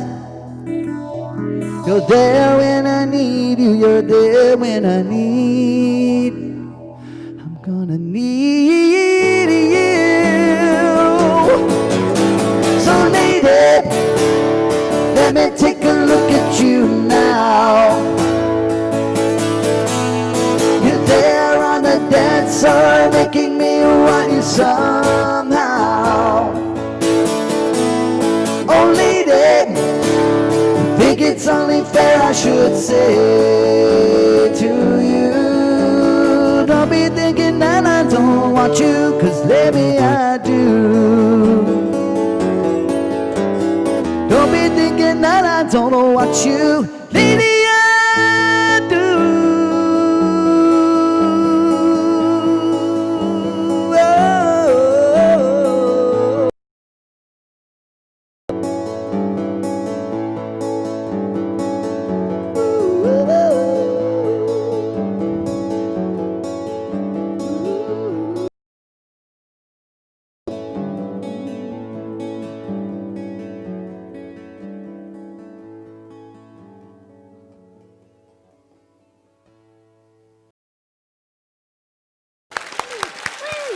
What a natural fade out. Yeah. How beautiful. You gotta miss those, right? It's like, we're ready to go. Oh, man. Awesome, dude. Thanks a million. Appreciate that. Very, very cool, man. Love the Little River Band. Little River Band. Great group. Great group. So, are you ready to be put on the hot seat, Scott? Should I sit down? Only if you really want to. You can't be in the hot seat standing up. Maybe. That's what she said. That's what she said. All right. Well, you guys, we reprise. Actually, it might be a good idea to keep standing. Just because we moved to a different camera view, and I'm not sure. I'm not sure where the camera's going to be. There you go. No, I'm kidding. It's fine. Sure about this now. Ooh, a robot voice. The aliens are attacking. Well, you guys, we reprise the quickfire interview made famous by the great late James Lipton, host of Inside the Actor Studio, and we put our special guests on the hot seat inside the Lipton tea.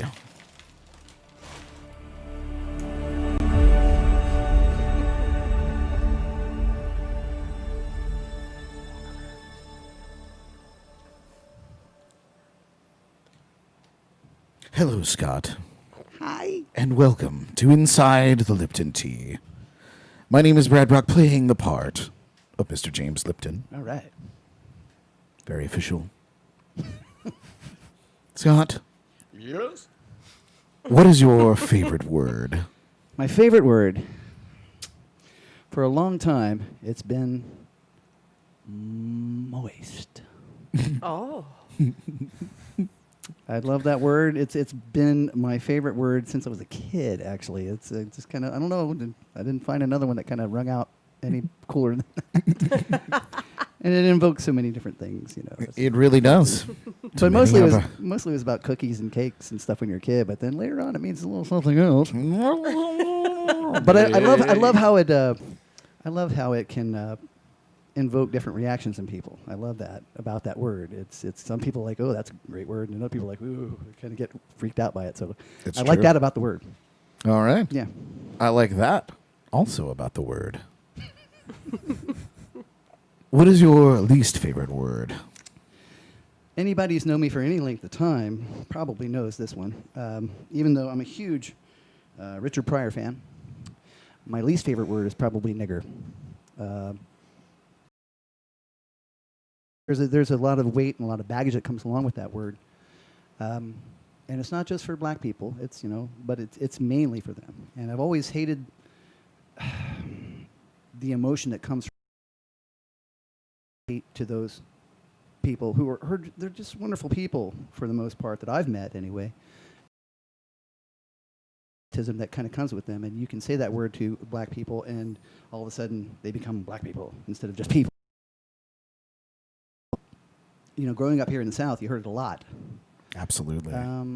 But I never liked it. I never approved of it. I never really cared for it until I heard Richard Pryor say it, and it kind of made it okay. But still, I don't really like the word, and it's just that thing with me. And anybody who says that word around me kind of figures that out real quick. Yeah, well, I feel like black comedians in that time period, it wasn't that they were making light of it. I think they were trying to pull the power from that word. Yeah. Power away by making light of it, and the way that they did. Kind of what comedy does in general. Subjects. Sure. And for owning what is Richard Pryor's, what is Dave Chappelle's. It belongs to them. So Absolutely. and that is the deepest disliked word that we've heard on the show. Oh, yeah? And it's Yeah. very important, and I appreciate you having the gall to say it. Yeah. Absolutely. It is, and George Carlin is also another favorite comedian of mine, and his argument was always that they are just words. The words in and of themselves really aren't good or bad; they're just words. It's the racist, ignorant asshole behind the word who's using it that you Right. have to worry about, and I do think that's the case. But still, it's my least favorite word. Love it. Yeah. What turns you on? Say it. I forgot that question. I forgot that question was on the list. Yes, it is. There's lots of things that turn me on. It depends on what you're talking about. Music has always been a huge turn on for me. I can get excited about really good music in a way that I can get excited about nothing else. If it's a physical thing, a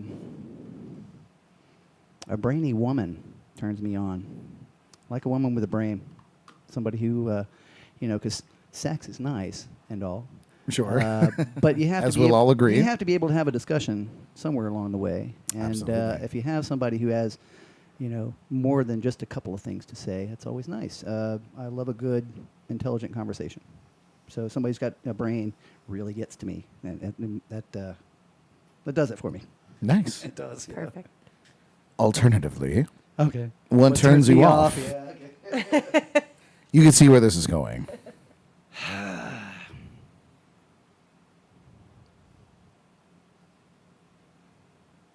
That's hard to say. There are a lot of things that do. Downright ignorance is one. A closed mind. Smelly feet. That's a kind good of a one. turn off. Yeah, smelly Well, it feet. is feels kind like of a turn off. this, the opposite of having a brain is Yeah. having no brain. Yeah, and that really kind of is, but more so to the idea of whereas like a person has a brain, but they don't want to put anything in it. Ah, sure. You know what I'm saying? They're not open to any sort of input. So somebody who's closed-minded really kind of turns me off. I could agree. Mm-hmm. What sound or noise do you love? There's a few of them. I thought about this on the way over. I have a few. The one that really comes to mind, the big one, is a champagne cork popping. It's my favorite sound. It's a terrific sound, True. and it's always happening when there's something that someone is celebrating or there's a good time happening. You don't really hear that happening in times of sadness and weighty issues. And then, musically speaking, the sound of a lone oboe playing a soft melody is really probably one of my favorite musical sounds. There's nothing that sounds like that instrument, and if done correctly, it just kind of speaks to, I don't know, something inside me musically. But I think my favorite sound overall is the sound of a baby laughing. That's a really pure sound. Indeed. It's kind of a, you have this unadulterated soul who is laughing, and it's pure joy to me just to hear a baby laugh. Oh, I love Yeah. Love that. What sound or noise do you hate?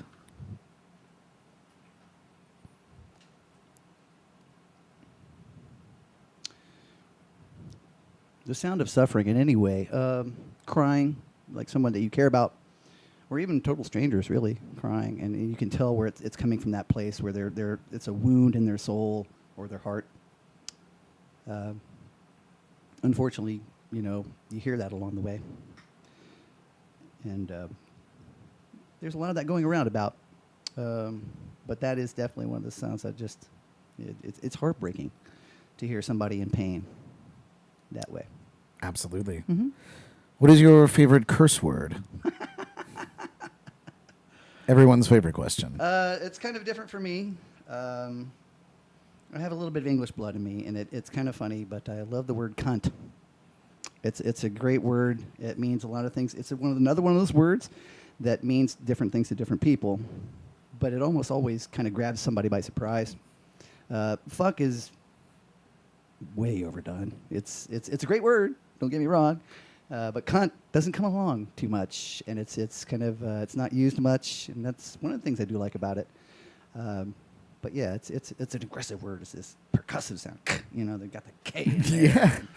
And, I feel like we are kindred spirits Yeah. because that is we've answered a lot of the questions the same way. it's a very guttural sound. A very well, fuck is German, right? And German in origin, so it has that guttural sound as well. But just cunt is there's so many different things that kind of come to mind, but they all kind of tend to be like, whoa, hey, scoot over with that word, would you?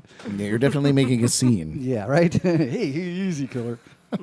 Whereas fuck is cool, but cunt is like, get out of here with that, would you? So yeah, that's my favorite. Nice. What profession other than your own would you like to try? I did seriously consider being an astronaut when I was a kid. My uncle was part of the space program, and that was one of the first things that I wanted to be. But when I found the guitar, that kind of went away. But now that I think back on things, I don't know, possibly White House tour guide. Really? Yeah. Well, I know recently you went and or recently in the last few years, you went and took the tour at the White House. Oh, right? no, Right? I went for my 50th birthday. That's right. Yeah, That's right. I love the town. I love the place. I know a lot about that old house. And even when I was there the last trip, where was I? I was in the Red Room at that point, and there was a picture of a portrait of Martin Van Buren's niece, Angelica Singleton, hanging in there. And there were some... nowadays, they station Secret Service officers in each room, and if you have questions, you can ask them. They don't really do tour guides anymore. So these people were going, well, who is that above the mantelpiece? And the guy said, well, that's Mrs. Van Buren. I'm like, no. Yeah, so here I am. I'm on the spot, and I'm kind of doing that. And as I walked through the house, I kind of did that for a few different people. So, yeah, I love the place. It's kind of funny. I walk into the White House, and I feel kind of at home. It's a strange feeling, but almost as if I've been there before. But I know a lot about the old house. History buff? D.C. and that house. Particularly. Wow, yeah. Mhm. Yeah. I'm going to have to talk about that a little bit. Jordan, write that down. Okay, writing it down. Under any circumstance, That's easy for you to say. Live show, I'm cutting it out in post. Let's get serious here, James. There you go. What job would you not do under any circumstance?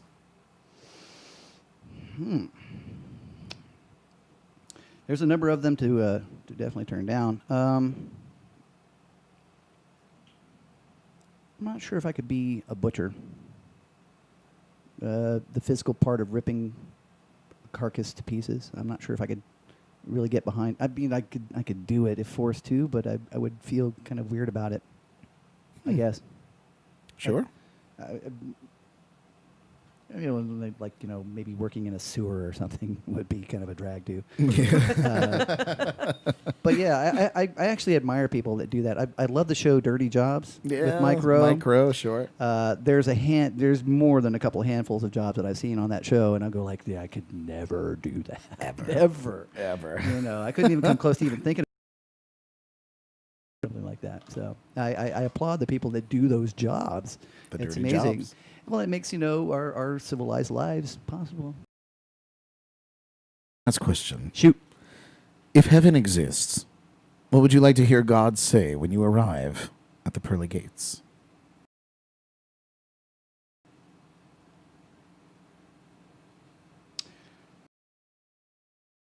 Kid, want to do that again? Second chances. Nice. I dig the whole reincarnation thing. I'm down with that. Yeah. Me too. Back is like a Fly that's someone. roach or something. Cheech Marin said famously in a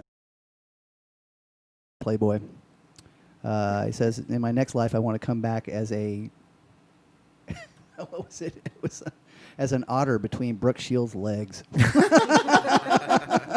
Oh, man. This has been Inside the Lifted Tea. Awesome. Oh, so fun. Well, you guys, coming up next, we'll take a peek inside the Geordie Files. Yay. But first, why don't we give you what you came here for? How about another song, Scott? Now that you're all perfect margaritaed up. That's right, big fella. All right. Everybody was so quiet during that. We did get a request for ELO telephone line. I'm just throwing them at you in case you decide to pick on any of these. I actually had this song in mind when I came in tonight. No effects. All right. Well, you guys, give it up for Scotty Benge once again.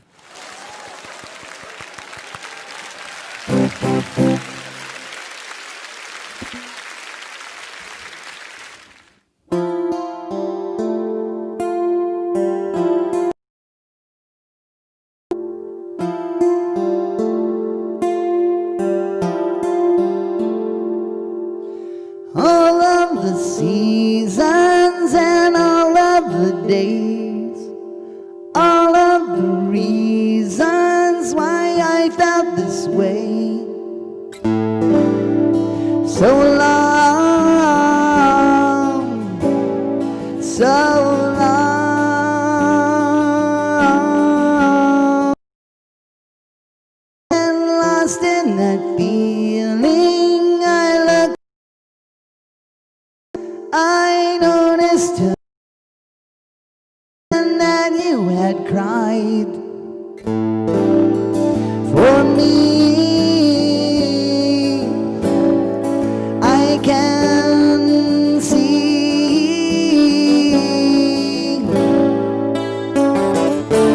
what would touch me deeper.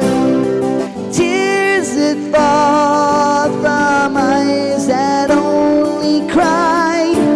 Would it touch you deeper than tears that fall from eyes that know why?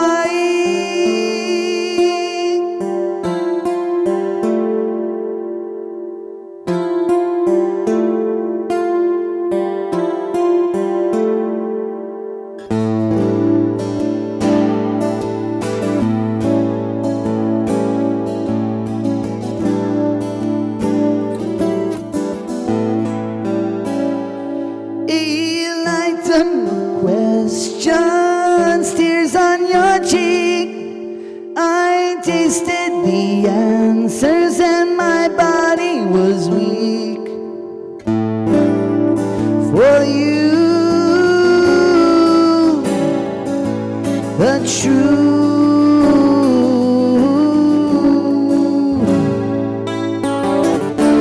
what would touch me? That fall from eyes that only cry. Would it touch you deeper? Fall from eyes that know why.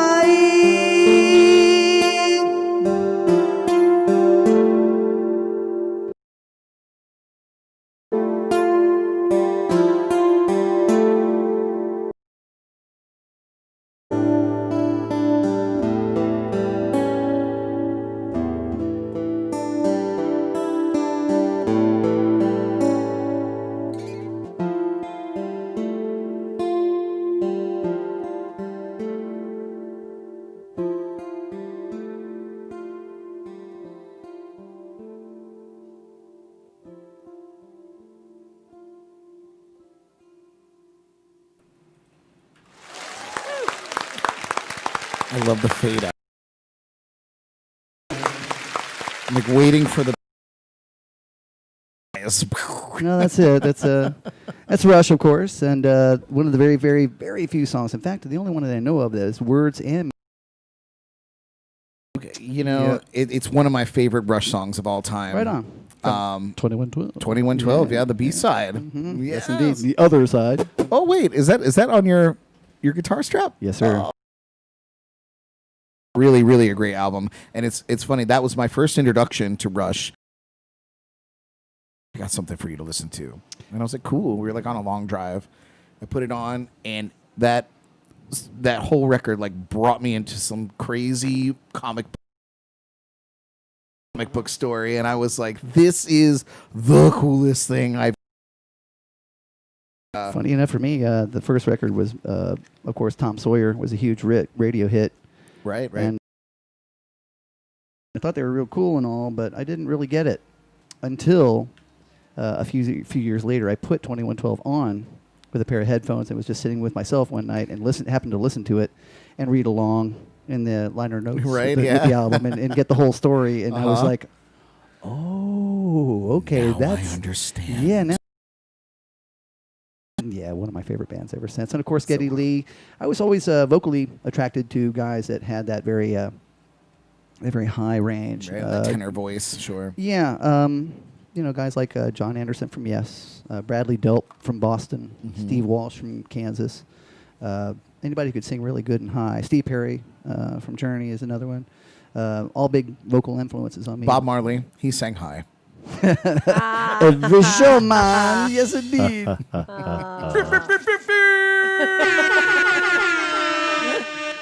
That was a good one. Thank you. Wow. Thanks very much, Jordan. You're welcome. Love it. Love Rush stuff. And you perform it so well. Amazing. Well, we are going to let Scott take a little break. I know. Make some other margarita, perhaps? Perhaps. I object. Do you? Jordan objects? No. Not at all. I just wanted to say that. Well, right on. Well, while Scott whips up some margaritas, we're going to jump into our next segment, which is... Sorry, I have to... Pregnant pause there. Brain fart. I took my glasses off, and I'm regretting it. Oh, can't read. I know. This is bad. Just anyway, zoom in. Let's-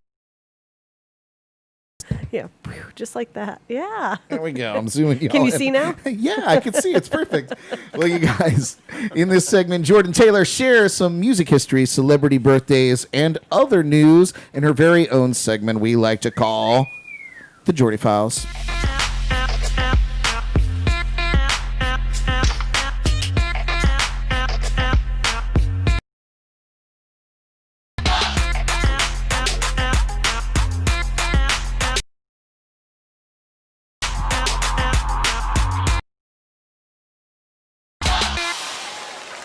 What's up, Jordan? Oh, not much. How about you? Good. I'm good.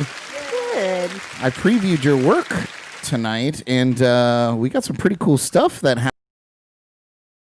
Approve? I do approve. Okay, I'm going to take it slow so that we, can get it all good. Go okay, ahead. anyway. Just keep going down that one. We're going to do it real slow I know, it's so like we can this. get Oh, it all wow. real good. That is a potent Oh, yeah. smell. That is so cool. I love that came in a heavy-duty mayonnaise jar. Yeah, that's real serious. What's the difference between mayonnaise and heavy-duty mayonnaise? You don't good want to as know.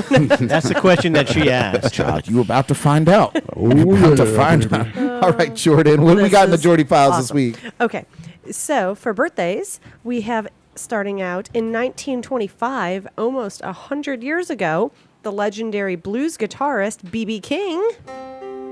Oh, that's not right. Oh, I love when BB gets down on that one. yeah, that was a good one. That's my That's favorite. all right. of his. That's BB. All right. Does anyone know what his nickname was originally and morphed into and how it became B.B. King? Blues Boy King, I believe, wasn't it? Yeah. It was Blues Boy. You. Yeah. So I guess it started as Beale Street Blues Boy. Right. And then it later shortened to Blues Boy. And then it was, B.B. King. So, yeah, B.B. good job, King. Scott. Nice. But he was born Riley B. King, wasn't it? Oh, yes? Riley B. King. Yeah, Riley. Jordan says, of Right. course he was. Isn't Duh. it? Obviously. Gosh. And then in 1941, Joe Butler from the Lovin' Spoonful, they had the hit single Summer in the City. Ooh, they have so many. And they then have so many hits. Believe in Magic, right? Correct. Right? Yeah. And the okay. Spinning Wheel, I think that's one of them as well. Do you have a One goes up. Wasn't that Blood, Sweat, and Tears, I think? You're right. Wow. Anyway. Carry on. 1944, Betty Kelly from Martha and the Vandellas. They had the single "Dancing in the Street," and Didn't we just? Yeah, I have think it was the other- It was like last week, or but it was another group that did it. No, I think it was still them. I think it was like the other member, or was it someone else? Wild. I know. I thought So that when like I a was week doing apart, it, huh? I was like, Too funny. interesting, yeah. And then in 1948, Kenny Jones, the drummer from Small Faces, also Faces, and Wham! And then The Who? the Who? Who? The Who? What? When? In 1952. In 1952, we had Ron Blair from. I don't know. Who was Ron Blair from? Anybody know? Everybody. Scott probably By the way, knows. you guys, everybody's stuffing their face with chips and salsa. I know. right? I feel so neglected right now. I'm This trying to isn't like fair. silently too. compliment Kevin on this salsa over here. I'm like the cilantro, dude. It's so good. So Dude, perfect. I'm over here. I have this beautiful You- bowl. oh, but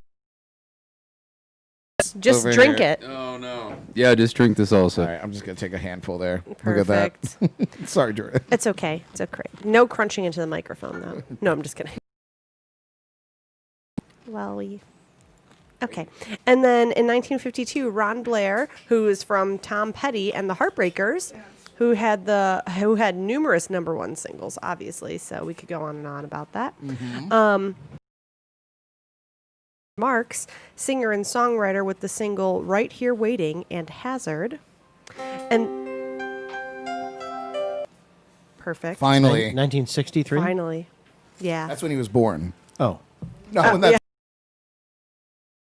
And gonna say then, time flies. yeah, right. Gosh, the years are just going by. I have to all over myself. I'm so. Was there fear- salsa I'm all s- over it? Yeah, I'm so mad. Ooh, Glad I boy. didn't. Glad I didn't wear white tonight. Oh, you get a mouthful there, kid. Sorry, guys, we're chowing down now. So wait, they don't have the restaurant anymore? Why? They do, but it's in Crestview, I mean, Florida. not here. Not here. What happened? Why? Well, I ate all I could, but there Why wasn't would they enough do people this to showing up. us? Ugh. God. This is amazing. Okay, and then in 1964, Dave Sabo, guitarist from the heavy metal band Skid Row. And does anyone know who he was the original lead guitar player for?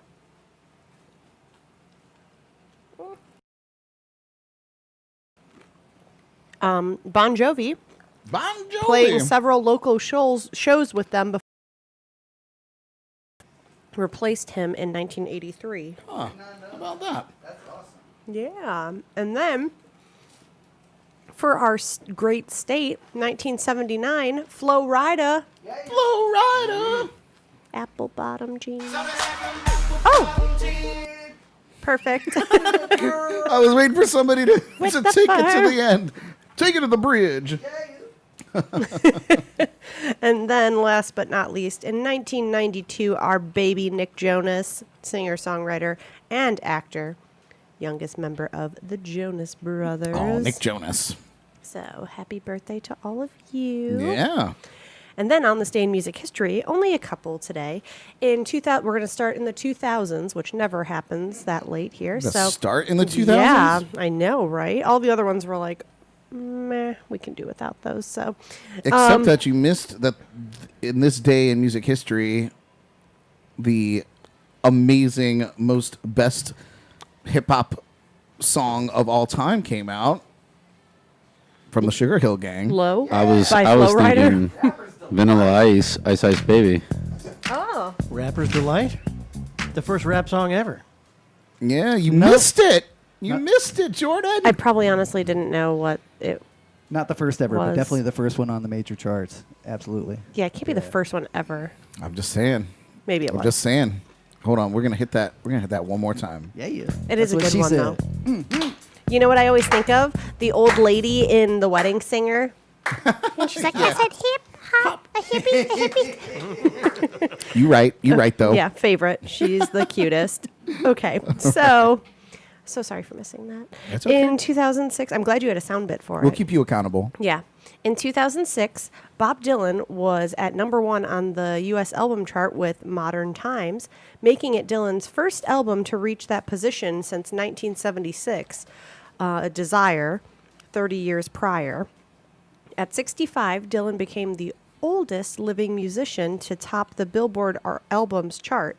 Tony Bennett, who's 85 years old, broke this record in 2011 with his duets album. The record also reached #1 in Australia, Canada, Denmark, Ireland, New Zealand, Norway, and Switzerland, if that wasn't enough. I feel like I got to get on my Bob Dylan. I game. know, gotta listen to same. that I was record. kind of curious. I love the Bob. And then Babe, do you love the Bob? Okay, and then in 2008, Norman Whitfield passed away in Los Angeles, California. Kevin's trying to hold it together here. The Motown songwriter and producer collaborated with on such hits as I Heard It Through the Grapevine, I Know I'm Losing You, Cloud was a Rolling Stone. He was So great tunes. yeah. Is there any? You don't have working at the car? I don't. Oh, I don't. okay. I only had rap. In 2014, American was at #1 on the U.S. Oh yeah. I'm sorry. Was that what it was? I'm dying on a Song chip. off. That's my favorite. I'm sorry. That's my I tried favorite. to, That's my favorite Ariana Grande song. I tried to force through it, but She was at #1 with. I was article. I was trying to go through it. Now I'm watering. My eyes watering. Okay. It's like Pootie Tang, his song. Okay. I Was can't that- stand it. It's the best segment on the show for sure.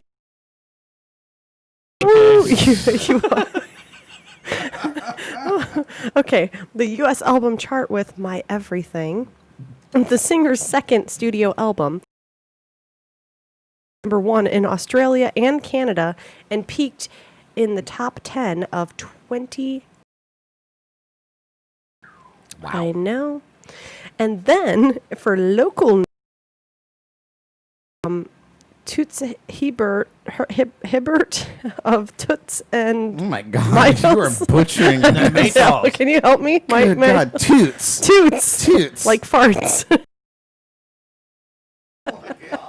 Okay, anyways, Toots. Oh my God! We just lost all our viewers. I'm sorry, I really ruined this. Okay. Passed away over the weekend at 77 years old in Kingston, Jamaica. As one of the fathers of reggae music, he famously gave the reggae music genre its name, using the term for the very first time in his song, Do the Reggae. Yeah, dude. I don't have the soundbite for that. I should have. Yeah, It's you okay. should. He's not a giant in the music industry or anything. I mean, it's Toots, Yeah. so... Yeah, he isn't like literally the inventor of a genre or nothing like that. Toots. Nothing important. Toots. Toots Hibbert. Oh, it's kind of cute though. Okay, and then Oh, babe. I know I'm so cute though. Okay, helps. two JNC podcast alumni have new singles to listen to this week. Oh yeah. Yeah, Kevin titled "Deceitful Man." You can find that tune everywhere you listen to music, basically. So.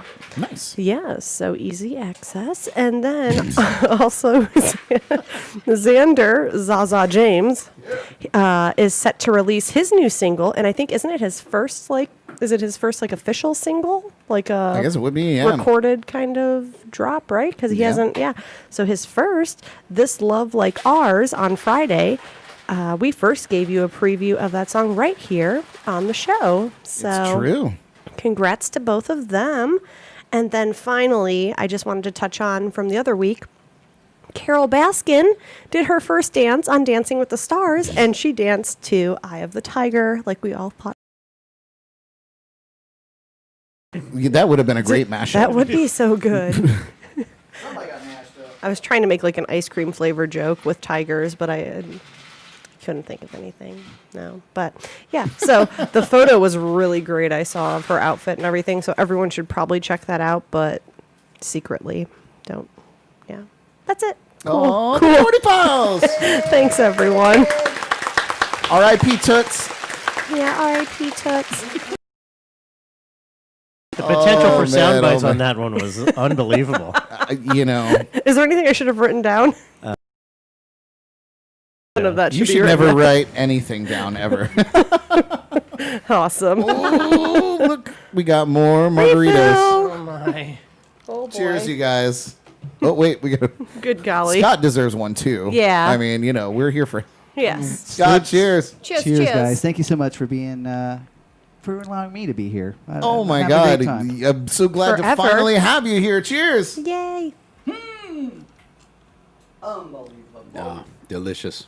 Oh man, I just realized something. What? When we all take a drink, I could just go to the room cam. It's amazing. Oh, there we Yeah, go. you don't gotta That way we can all drink together. Yes. Let's all drink together on the Let's all room cam. drink room together. cam. Hello. Cheers, guys.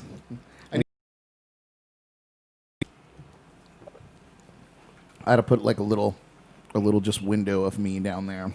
Oh yeah. You can't see. There you go. I forget about that camera all the time. Anyway, you guys, well, coming up next, it's time to shamelessly plug all the fun stuff we've got coming up. But first, how about one more song from the amazing Scott Benge? What do you think? That's all. Just one more. One more. Maybe, if y'all are lucky, we'll let him end the whole show with a song. We'll see. Here's an idea. That's an idea. We don't want to make any promises. Who knows what's going to happen after this next margarita? All right. Scott, take it away. Or is my favorite thing before you start, I just want to say, listening to your radio broadcast with Megan from Lynn University. Absolutely. First of all, I love her show. It's so great. She has such a unique personality, and I fell in love. No doubt about it. My favorite part when she would do her segue into you performing was, hit it, Scott! Whammo! Whammo! So good. It's so good.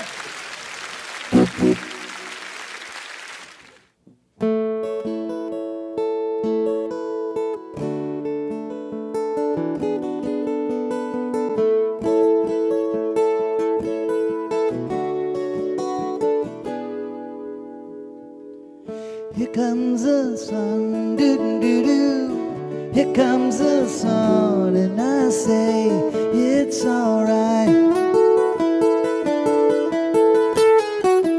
Little darling, it's been a long, cold, lonely winter. Little darling, well, it feels like years since it's been here. Here comes the sun, doo-doo-doo-doo. Here comes the sun, and I say it's alright.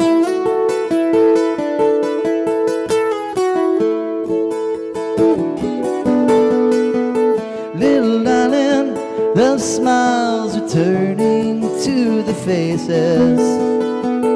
Little darling, well, it feels like years since they've been here. Here comes the sun, doo-doo-doo. Here comes the sun, and I say it's alright.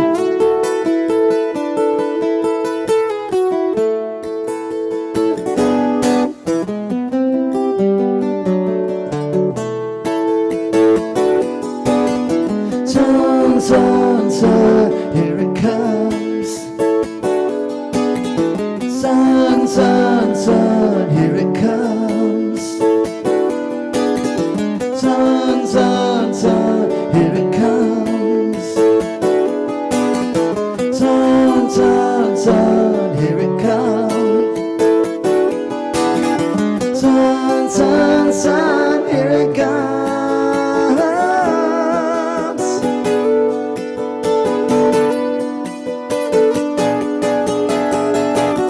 Little darling, I feel that ice is slowly melting. Little darling, well, it feels like years since it's been clear. Here comes the sun, doo-doo-doo. Here comes the sun, and I say it's alright. Here comes the sun, doo-doo-doo-doo. Here comes the sun, and I say it's alright. It's alright.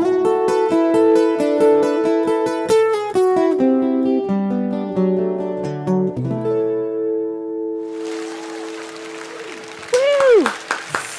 Yay! Awesome, dude. You had mentioned to me that was your favorite song. It's my favorite. favorite song from the Abbey Road album. It's my favorite song from that album. My favorite song to play as well. There's just something about the song. I remember learning it. I had seen Paul Simon and George Harrison performing together on Saturday Night Live. And I was watching, of course, watching the fingers. I'm going, oh, that's how it's done. But I didn't really, I kind of caught it in passing. And I said, well, one day I'll just kind of throw my capo on and see if I can make that happen. And I sat and listened to the record and played it over and over and over and over and over and over again until I got it. And I remember finally figuring it out. And it was like, it can't be that, because it falls too easily underneath my fingers. I don't know, for some reason that it just kind of came actually fairly naturally to my playing style. And once I finally figured out where it was going, I was like, I just love playing that song. So. Nice. Yeah, it's cool. It's a great. positive song too. It's a good one.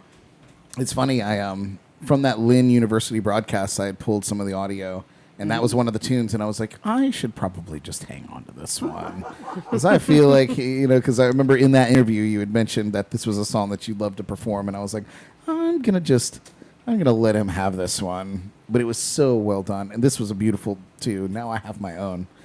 Very excited. Groovy, man. Very excited. Awesome. All right, you guys. Well, in shameless plugs, we like to go around the room and talk about all the things that we've got going on, and we have quite a few people. I think everybody in this room has something going on, especially Jordan. In the orange juice and the grapefruit juice. She got it going on. Oh man. Oh, yeah. I'm like the most famous person at my work now. I bet you are. Yeah. Stock in the company went up a little bit, did it? They did, but they didn't give me a raise. So yeah. She's a giant with the juice. You gave them a raise. That's what you did. James and the Giant Juice. Oh, Jordan and the Giant Juice. Oh my God. Anyway, so yeah, we go around the room. We talk about all the things we got going on. This is our shameless plugs. So easily distracted. All right, our featured guest tonight, of course, is the great Scott Benge. So we're going to pass the torch to him to talk about all the things he's got going on. You guys have been waiting for this. Scott, what have you got going on? Finally! I got nothing. Drum roll. He needs a drum roll. Yes. It is official. I am returning to a live performance. Woo! Yeah. You know not what you clap for. I go to my surgeon tomorrow, actually, to get a follow-up with him. But I'm expecting good news, and I'm feeling good enough to where I can say yes to my clients that I've been kind of saying no to for quite a while now. And the very first time that I will be performing live in front of an audience in real time, or whatever you want to call it, not on a podcast, but actually in a physical space, will be at Sailor's Return in Stewart from 6:30 to 9:30 on my usual Tuesday spot, coming up this September 22nd. Awesome. Oh, that's And, good. This coming Tuesday then, yeah? It'll be, yes. I'll see you there, man. Yeah. I will also likely be Yeah. there. Oh. By all means. I mean, everyone's invited, of course. That'd be great. And then the 26th, I do believe it's the following Saturday, is my first Saturday back at Vine and Barley in St. Lucie West. Nice. Yeah, but that's really kind of what's happening for the moment. There's really not much beyond that. I'm still kind of picking up the pieces. I arrived late to the party when it reformed, Right. so a few clients, had to go with other artists and do that. And so I'm kind of like looking around just for. I want to start out slow anyway because I want to kind of just ease into it instead of like getting right back into a 7 nights a week kind of a schedule. Right, So of it's course. okay. But I'm looking around for other places to play around at, and I'm moving around. I'm getting a few things coming in, and that'll be coming up later, but I don't know what they are as of yet. Right. And also coming up this Sunday, the 20th, we're celebrating the birthday of another Treasure Coast guy, me. Oh! Yeah. I'll be turning 52 on Sunday. Lies. No, it's true. It's true, man. And I'm going to be just kind of hanging out at Sailor's Return on Sunday. So if you guys want to come Nice. down and celebrate my birthday with me, it should Highly be. likely. Yeah, I rarely get Sundays off. You were asking about this. But yeah. I did. I turned to Jordan this afternoon when she came home, and I was like, "So what are you up to on Sunday?" She's like, "Working." All right. And I was like, "Oh, I guess I'm going out." He's like, Drinking. I'm gonna scrounge up some friends, and if I have them, figure out something to do. That's what I said. Yeah, he was sad in public, but in private he was like, yes, party time. Yeah, more alone time. Yes. Yes. As if I don't get enough of that. And That's awesome. nicely enough, they do have chart reuse. Chart reuse. Yeah, they do have chartreuse there at Sailor's Return. So feel free to nice. come by and share one with me. I may very well do that. Nice. But Awesome. that's all I got. That's Yeah. awesome. Yes. that's good, yeah. Scott. And happy early birthday. Absolutely. So Scott's going to be at Sailor's Return this Tuesday And Stuart. in Stewart, performing. Sunday, you'll be there hanging out for your birthday. Correct. That's right. And then the following Saturday, The 26th, I believe. 26th, you'll be at Vine Vine and and Barley Barley. in St. Lucie West. Yes, and that's 9 to midnight. 9 to midnight. Ooh, nice late night. Yes. May pop in for that one as well. Awesome. Yeah. Excellent. Scott, it's so great to have you back on the... One second. Thank you very much. It's nice to be back finally. It's I hear you, man. What Yeah. a struggle. well, it hasn't been much of a struggle, but it's just been a matter of patience. I think really it's just kind of I've been longing for it, and now it's finally here, and I'm actually kind of nervous really about it all. But it's I'm looking forward to it. I can't wait. I feel like you kind of lucked out a little bit too. It was a good break time because of the whole quarantine. So it was kind of the most perfect imperfect time. The I timing guess. was okay, I guess you could say, Yeah. but there's no real good time. No But if it good was time to there- get that. But if yeah. it was going to happen, yeah, that's probably the best way it could have gone. Yeah. I probably could have dealt with it a bit earlier and still been a little better, but Right. it just happened the way it happened, and Yeah. I'm okay with that. It's okay. It's good. Yeah, it's okay. I mean, denial for things like that, you don't want to think that something has happened to your voice when you use that not only for a living, but that's like a part of you in such a integral way, It is definitely a big part of who I identify myself with as a person. Singing has been kind of a thing that I've done for so long, and I enjoy it so much. It's hard not to do it, and that was the big challenge, I think, for me over the past 6 odd months that I had to kind of wait to make this happen. Right. So yeah, Well, good. Awesome. Yay. Very, very nice. Once again, for Scott Benge. hooray! Chris Springer, what you got going on, man? What's going on? Let's see. Friday, Hurricane St. Lucie West. Saturday, I actually took the day off. It's a good friend of mine's birthday, so I'm gonna go just hang out with him. I'm usually the musician dude who would play for that. You told me the story. I was like, could you just let me just like not do that, and then I'll just hang with you guys, and we'll drink and have Switch it fun. up. Yeah. And then Sunday, let's see, it's Blue Point Bar and Grill. One of my favorite places on the Treasure Coast for sure, man. Little slice of paradise. 12 to 3. And then I'm pretty sure I have to. So maybe if you're planning on coming, check back in with me. But I think Square Grouper Jupiter is having the solo spot back again on Sunday night. So I think I'll be there. Nice. Sunday night. I gotta check back in. I should have done that before I came here. But if I'm not at Square Grouper on Sunday night, then I'm gonna be over at Sailor's Return. Hanging with Scott. Hanging and with company. Scott, man, yeah. Nice. Drinking chart reuse. Chart reuse. Chart reuse. Nice. Awesome. What about you, Kevin? What do you got going on, my man? Well, the first thing I want to plug is Scott Benge yourself, man. I've got to say that, all the times that I've seen you perform, like all the way back to Excellency. Oh, boy. You have impressed me every single time. And among the musicians, well, when you see a musician, like, a lot of what we do is smoke and mirrors, right? But you are one of the performers, vocally and musically, that the closer what you're doing is inspected, the better it looks. And It's true. you're awesome, man. Yes. There's not really much higher compliment that can be paid from one musician to another, and believe me, the feeling is quite mutual. I've been watching you for a while too, in the days of Spaz in the Rain. Remember those? Yeah.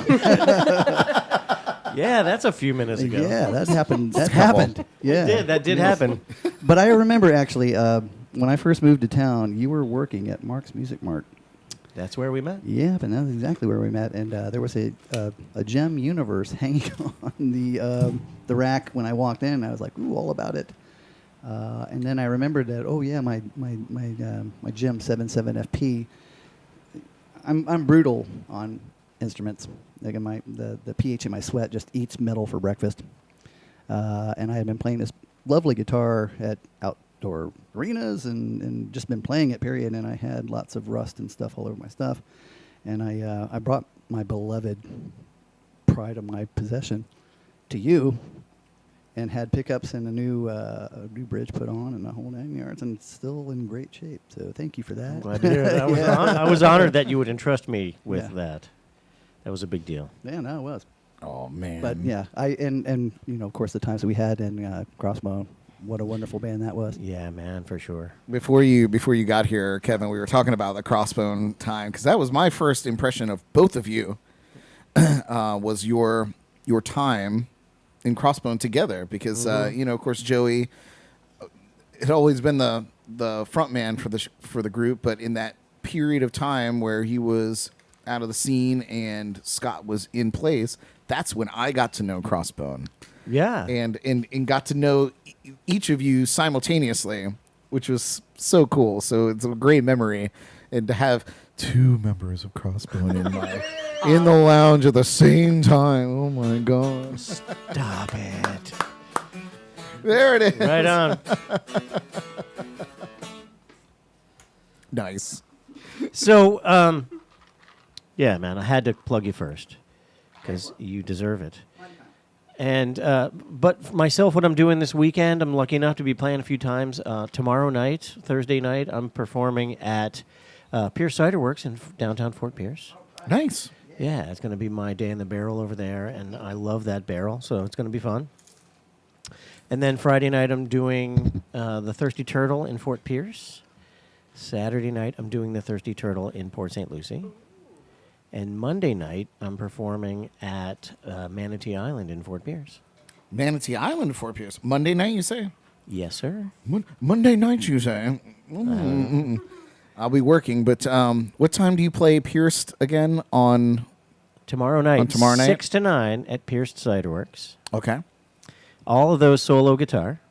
All by Nice. myself. I'll be playing with myself all weekend. I'll be right up the street from you. I'll be at Square Grouper tomorrow night Yeah. from 8 to 11. So maybe I'll pop in and have one beer That before. would be great. You're going to be where? I'll be at Square Grouper just over the bridge. Ah, well, maybe, like, what time do you play? 8 8 until... till 11. Ooh, if I get out fast enough, I could come see your last set. That's what she said. If I get out fast enough, maybe. It's a stretch. Girls say that to you, really? If I can get out of here fast enough, it'll be okay? No, that's what I say. Oh, if I yeah, can that's get out what- of here okay. fast enough, All right. no Sorry. babies. Yeah, there we go. Nice, Get out man. fast enough. Yeah. What girls are saying We're stretching for Nothing, humor now. Jordan. No one.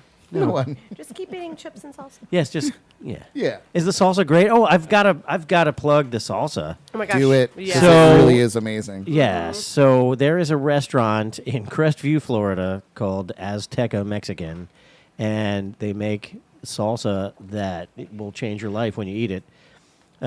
Enrique, who's from Jalisco, Oh, wow. Guadalajara, Jalisco, Mexico, makes some salsa that is, I don't fly. When I go to Texas and Oklahoma and Alabama, I choose to not fly on purpose so I can drive So through. you can drive through. Yeah, and get some of this salsa. It is really that good. Amazing.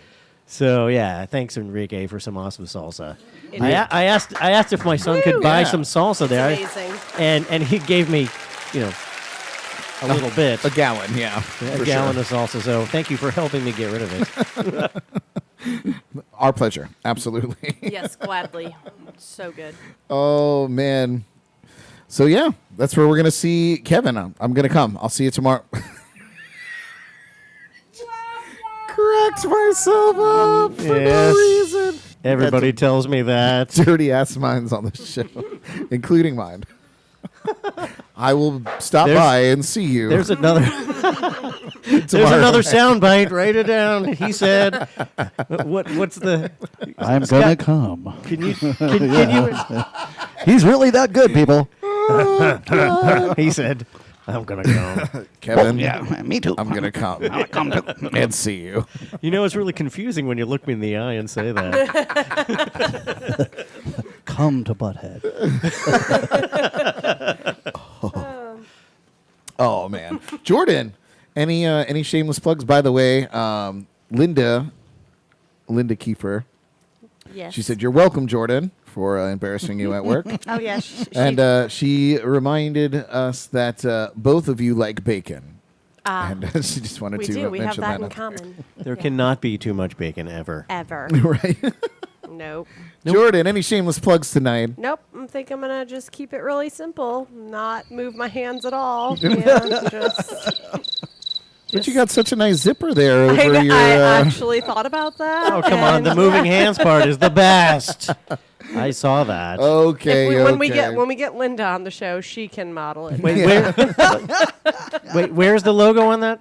Oh, the computer's in the way. I can't tell if you have a logo on yeah, or not. Yeah, no, not today. Oh, darn. If I know Linda, when Linda comes on the show, there'll be a brawl thrown at everybody. Ooh, For yes. sure. Absolutely. I think I might have a couple of those still laying around. Show that at work, Linda. Oh, I've got a bra story, just so you know. Oh, let's hear it. Why not? It was the 10th anniversary of Crossbone. Oh, this is gonna be good. I waited until you're drinking to say it. That was nice. I had margarita coming out my nose. Yes, thank you. So it was a tradition when Crossbone was performing that, and I don't know how it started, and I don't know who was doing it. But I love it. But we loved it, yeah. That somehow bras would always end up getting thrown on the stage. And so, here we are doing our 10th anniversary show, and there's like more bras than usual getting thrown on the stage. And I'm picking these bras up, and they're like A cup, B cup bras. I'm like, no, there's no one in here. There's no one in here that fits in this bra. Like, where do these things come from? Turns out that Linda and a few other people just had gone to the thrift store and bought like hundreds of bras, and they're throwing them on Awesome. stage. So good. That doesn't sound like something she would do at all. At all. Yeah. Not even a little bit. Never. That's It was an amazing. awesome token of what's the word? What's the phrase to describe that? I've got no clue. Gratitude. Yeah. It was Appreciation. It was Dude. freaking cool. That's all I could say. Yeah, that's awesome. Titacular. Yeah, there you go. Ooh, spectacular. Oh, man. I love that. That's amazing. So good. That's why I love her. So good. Well, I guess that comes to me, guys. I have to admit, these margaritas are something else. I am buzzing. Buzzing in a good way. Bzzz. Like a little bumblebee. Like a little bumblebee. Bumblebee. Anyway, so I got to get through this before I can't talk no more. Yeah, give him some Have chips. have some chips For with the love that. of bud. God. No, nobody wants to hear me crunch. I do still have some over here, though. This also is amazing. It's Anyway, so you guys, good. I do want to thank each and every one of you for tuning in live. And for those of you that are tuning in later, I wrote this. I wrote this when I was sober, and it's not making any sense. You have to write it when you're drunk so you can read it when you're drunk. All right, I tried to be cool and young like the hip kids, but let me put these on because I think I'm going to be able to read it better. Let me start over. I'd like to thank each and every one of you for tuning in live, and I'd like to invite those of you tuning in later to join us for a live show. We broadcast live each and every Wednesday night at 8 p.m. Eastern Time, so please share and subscribe to our YouTube channel and give our Facebook page a like. We appreciate that. And yes, if you're listening on the podcast channels, come and see a live show, interact with us. We love that. So fun. Check out all of our links in the description of this video or the podcast that you're listening to. I have a few one-man band shows coming up this weekend. As we had mentioned, tomorrow night I will be at the Square Grouper in Fort Pierce at 8 p.m. So come check that out. Go and see a couple sets of Kevin at Pierce Cider, and then come and see me at the Square Grouper. I'd love that. On Friday night, I will be at the Vine and Barley in Port St. Lucie, one of my favorite spots. Love them there. Saturday night, Shindig Irish Pub is having music again. They've been on a little hiatus, being very cautious and conscientious. Is that right? Did I do that? conscientious. Conscientious. They've been very Oh, wow, aware that's a tough one. of. That's a tough one right now. Yeah. Anyway, they've taken very good care of their spot. They have been very aware of their guests and making sure that everybody's safe. I had a long talk with Bob, the owner. So Bob is so Irish. so Irish. Bob's your uncle. Bob's your uncle, but I love Bob, and they are getting back in the groove. So Saturday afternoon, the Rowdy Mix will be there. Oh yeah. And cool. they're so great. So if you like a little Irish music, you want it in your life, go check them out at Shindig. They will be there on Saturday afternoon. I will be taking over for them at 8 p.m., which is a good time. And Sunday, I will be at Sailor's Return celebrating Scott Benge's birthday. And rounding out my gig week, I will be at the Square Grouper in Jupiter on Monday at 8 p.m. So that is my week there. Come and see me. I would like to thank our sponsors, Code Rum, Sneaky Tiki, Treasure Coast Entertainment, Brad Brock Music, and our good friends over at Hop Life Brewing. Check out these amazing local businesses and support them like they support not only the JNC podcast, but our music scene as a whole. You can find their links on our site, www.jncpodcast.com. It'll be right at the bottom of the page. Check out those places. Well, you guys, how about just one more song from Scott? What do you say? What do you say? What do you say? You wanted it. We can do that. Yeah. All right, my man. You guys give it up one more time for the amazing Scott Benge.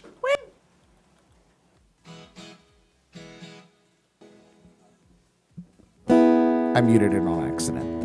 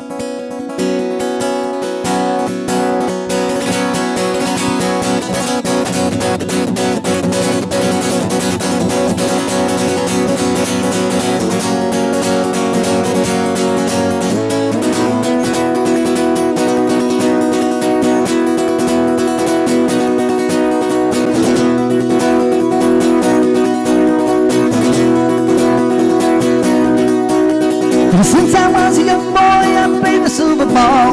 From Seoul down to Brighton, I must have played them all, but I ain't seen nothing like him in any amusement hall. That deaf, dumb, and blind kid sure plays a mean pinball.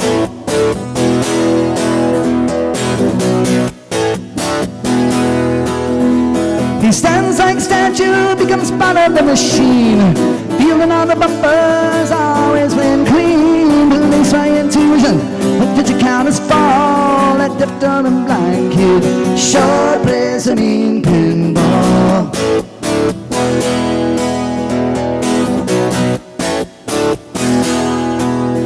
He's a pinball wizard, there has to be a twist.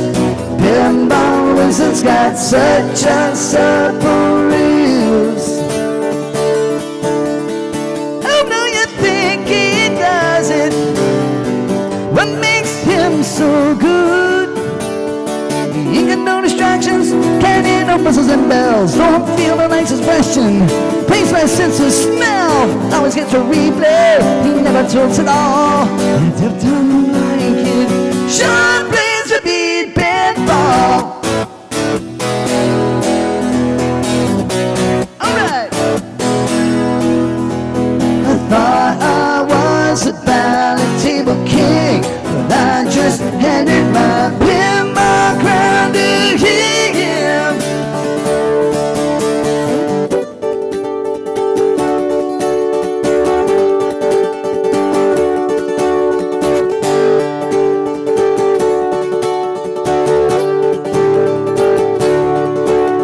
Even at my favorite table, he can't beat my best. It's this I've seen him in. He just does the rest. He's got crazy flipper fingers. I've never seen him fall. That deaf, dumb, and blind kid sure plays a neat pinball.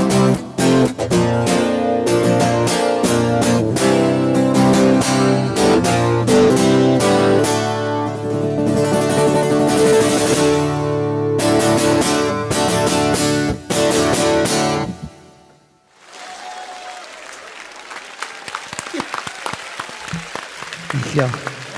Gave me goosebumps. I just showed Jordan. Yeah. I was like, oh my God. Scott, dead serious, man. I'm so glad that you're feeling better. I know it's still ways to go until you're completely comfortable with what you're doing. But from where I'm sitting right now, you sound as good as you've ever sounded. And this has been such a unique experience for me. Because you've been an artist, and Kevin as well. Chris, no, I'm just kidding. Ouch. Wow. I'm kidding. I Damn, do want to dude. take a moment to Wait, no. We got to give Chris some props because this guy is freaking I'm awesome. kidding. I'm kidding, time. Yeah. Chris. This guy. I'm just gonna eat a chip now and just be, I eat my insecurities away. Yeah, he's in his field. I do want to. I guess I've got a smorgasbord of drinks. I've had something to drink, and Jordan knows that I like to preach a little bit when I've had it. No, I'm just kidding. Yes. But it's true. What a unique opportunity that I have to sit in a room with the three of you at one time. We don't even get to do this as like friends most of the time. That's very sweet. And Jordan, of course, Yeah. but I'll get to her. But to have I bet you will. to have three artists that are so unique in their way, but so connected in our music scene here on the Treasure Coast is really a privilege. Absolutely. And Scott, you know that I've been fiending for this episode for Yeah, ages, you me know. too, me too. And I thought it would come a lot sooner. I certainly didn't want it to be on the upswing of a vocal challenge. Sure. But I'm so happy that you're here. It got sorted. It was the best scenario that it could have been, I assume. And I'm so glad that you're back on the scene, that you're getting into the gigs.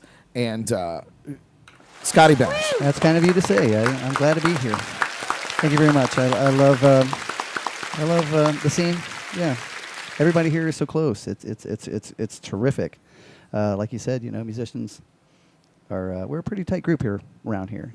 I like that. It wasn't always like that when I first moved here. Everybody was kind of like at each other's throats and a little bit competitive. And Right, it's like right. it's very much a united scene. Everybody's really close and helps each other. So I love that. And It I'm is proud to very be cool part of that. scene. It's a very cool scene, and you're such a mega part of it. You don't even know. Anybody that you talk to that knows anything about live music around town knows who you are. Like everybody chiming in tonight, we appreciate you guys for tuning in, and we appreciate you for listening in later, which I know a lot of people will do. I know I will too. Me too. I love to hear myself talk. But no, really, it is a privilege to sit here with you guys, with all the artists that we have on the show. We have music artists, we have models, we have venue owners, we have other people that are intertwined with our scene that make it possible for us to do what we do. And we want to feature them because we are a family. Venues, businesses, artists, everybody, all of us, the booking agents, we're all intertwined in this thing we call the Treasure Coast music scene. And as I said, it's, this is a lot of fun for me, but it's also my privilege to be able to sit with you guys and showcase what you do and get my own personal private concert, which is so fun. So that brings us to the end of the show. I know. Wah, wah, wah, wah, wah. But you guys, as I had mentioned before, this episode has been a long time coming, and I'm so stoked that we were finally able to host the amazing Scott Benge. Absolutely. Thanks for having me. It's a wonderful time. Absolutely. Thank you guys again so much for tuning in, especially live, but also to those of you that are tuning in on the podcasts and later on YouTube. Come join us for a live show every Wednesday, 8 p.m. It's so fun. It's so fun. Next week, we have photography model and artist Eris McLean on the show. She's a very good friend of ours. We always love hanging out with her. We haven't been able to hang out with her very much, so it'll be nice to have her in the studio to hang out. We'll talk about all the things that she has going on. So invite your friends to come and join us for the next episode next Wednesday night. Thank you to our amazing studio panel, Ms. Jordan Taylor, Kevin McLaughlin, Chris Springer, and of course, Scotty Benge.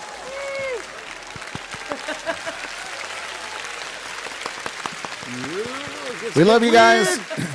Listen to music, support local. Don't forget to drink some water for the love of God. We love you all so much. Good night. Live long and prosper.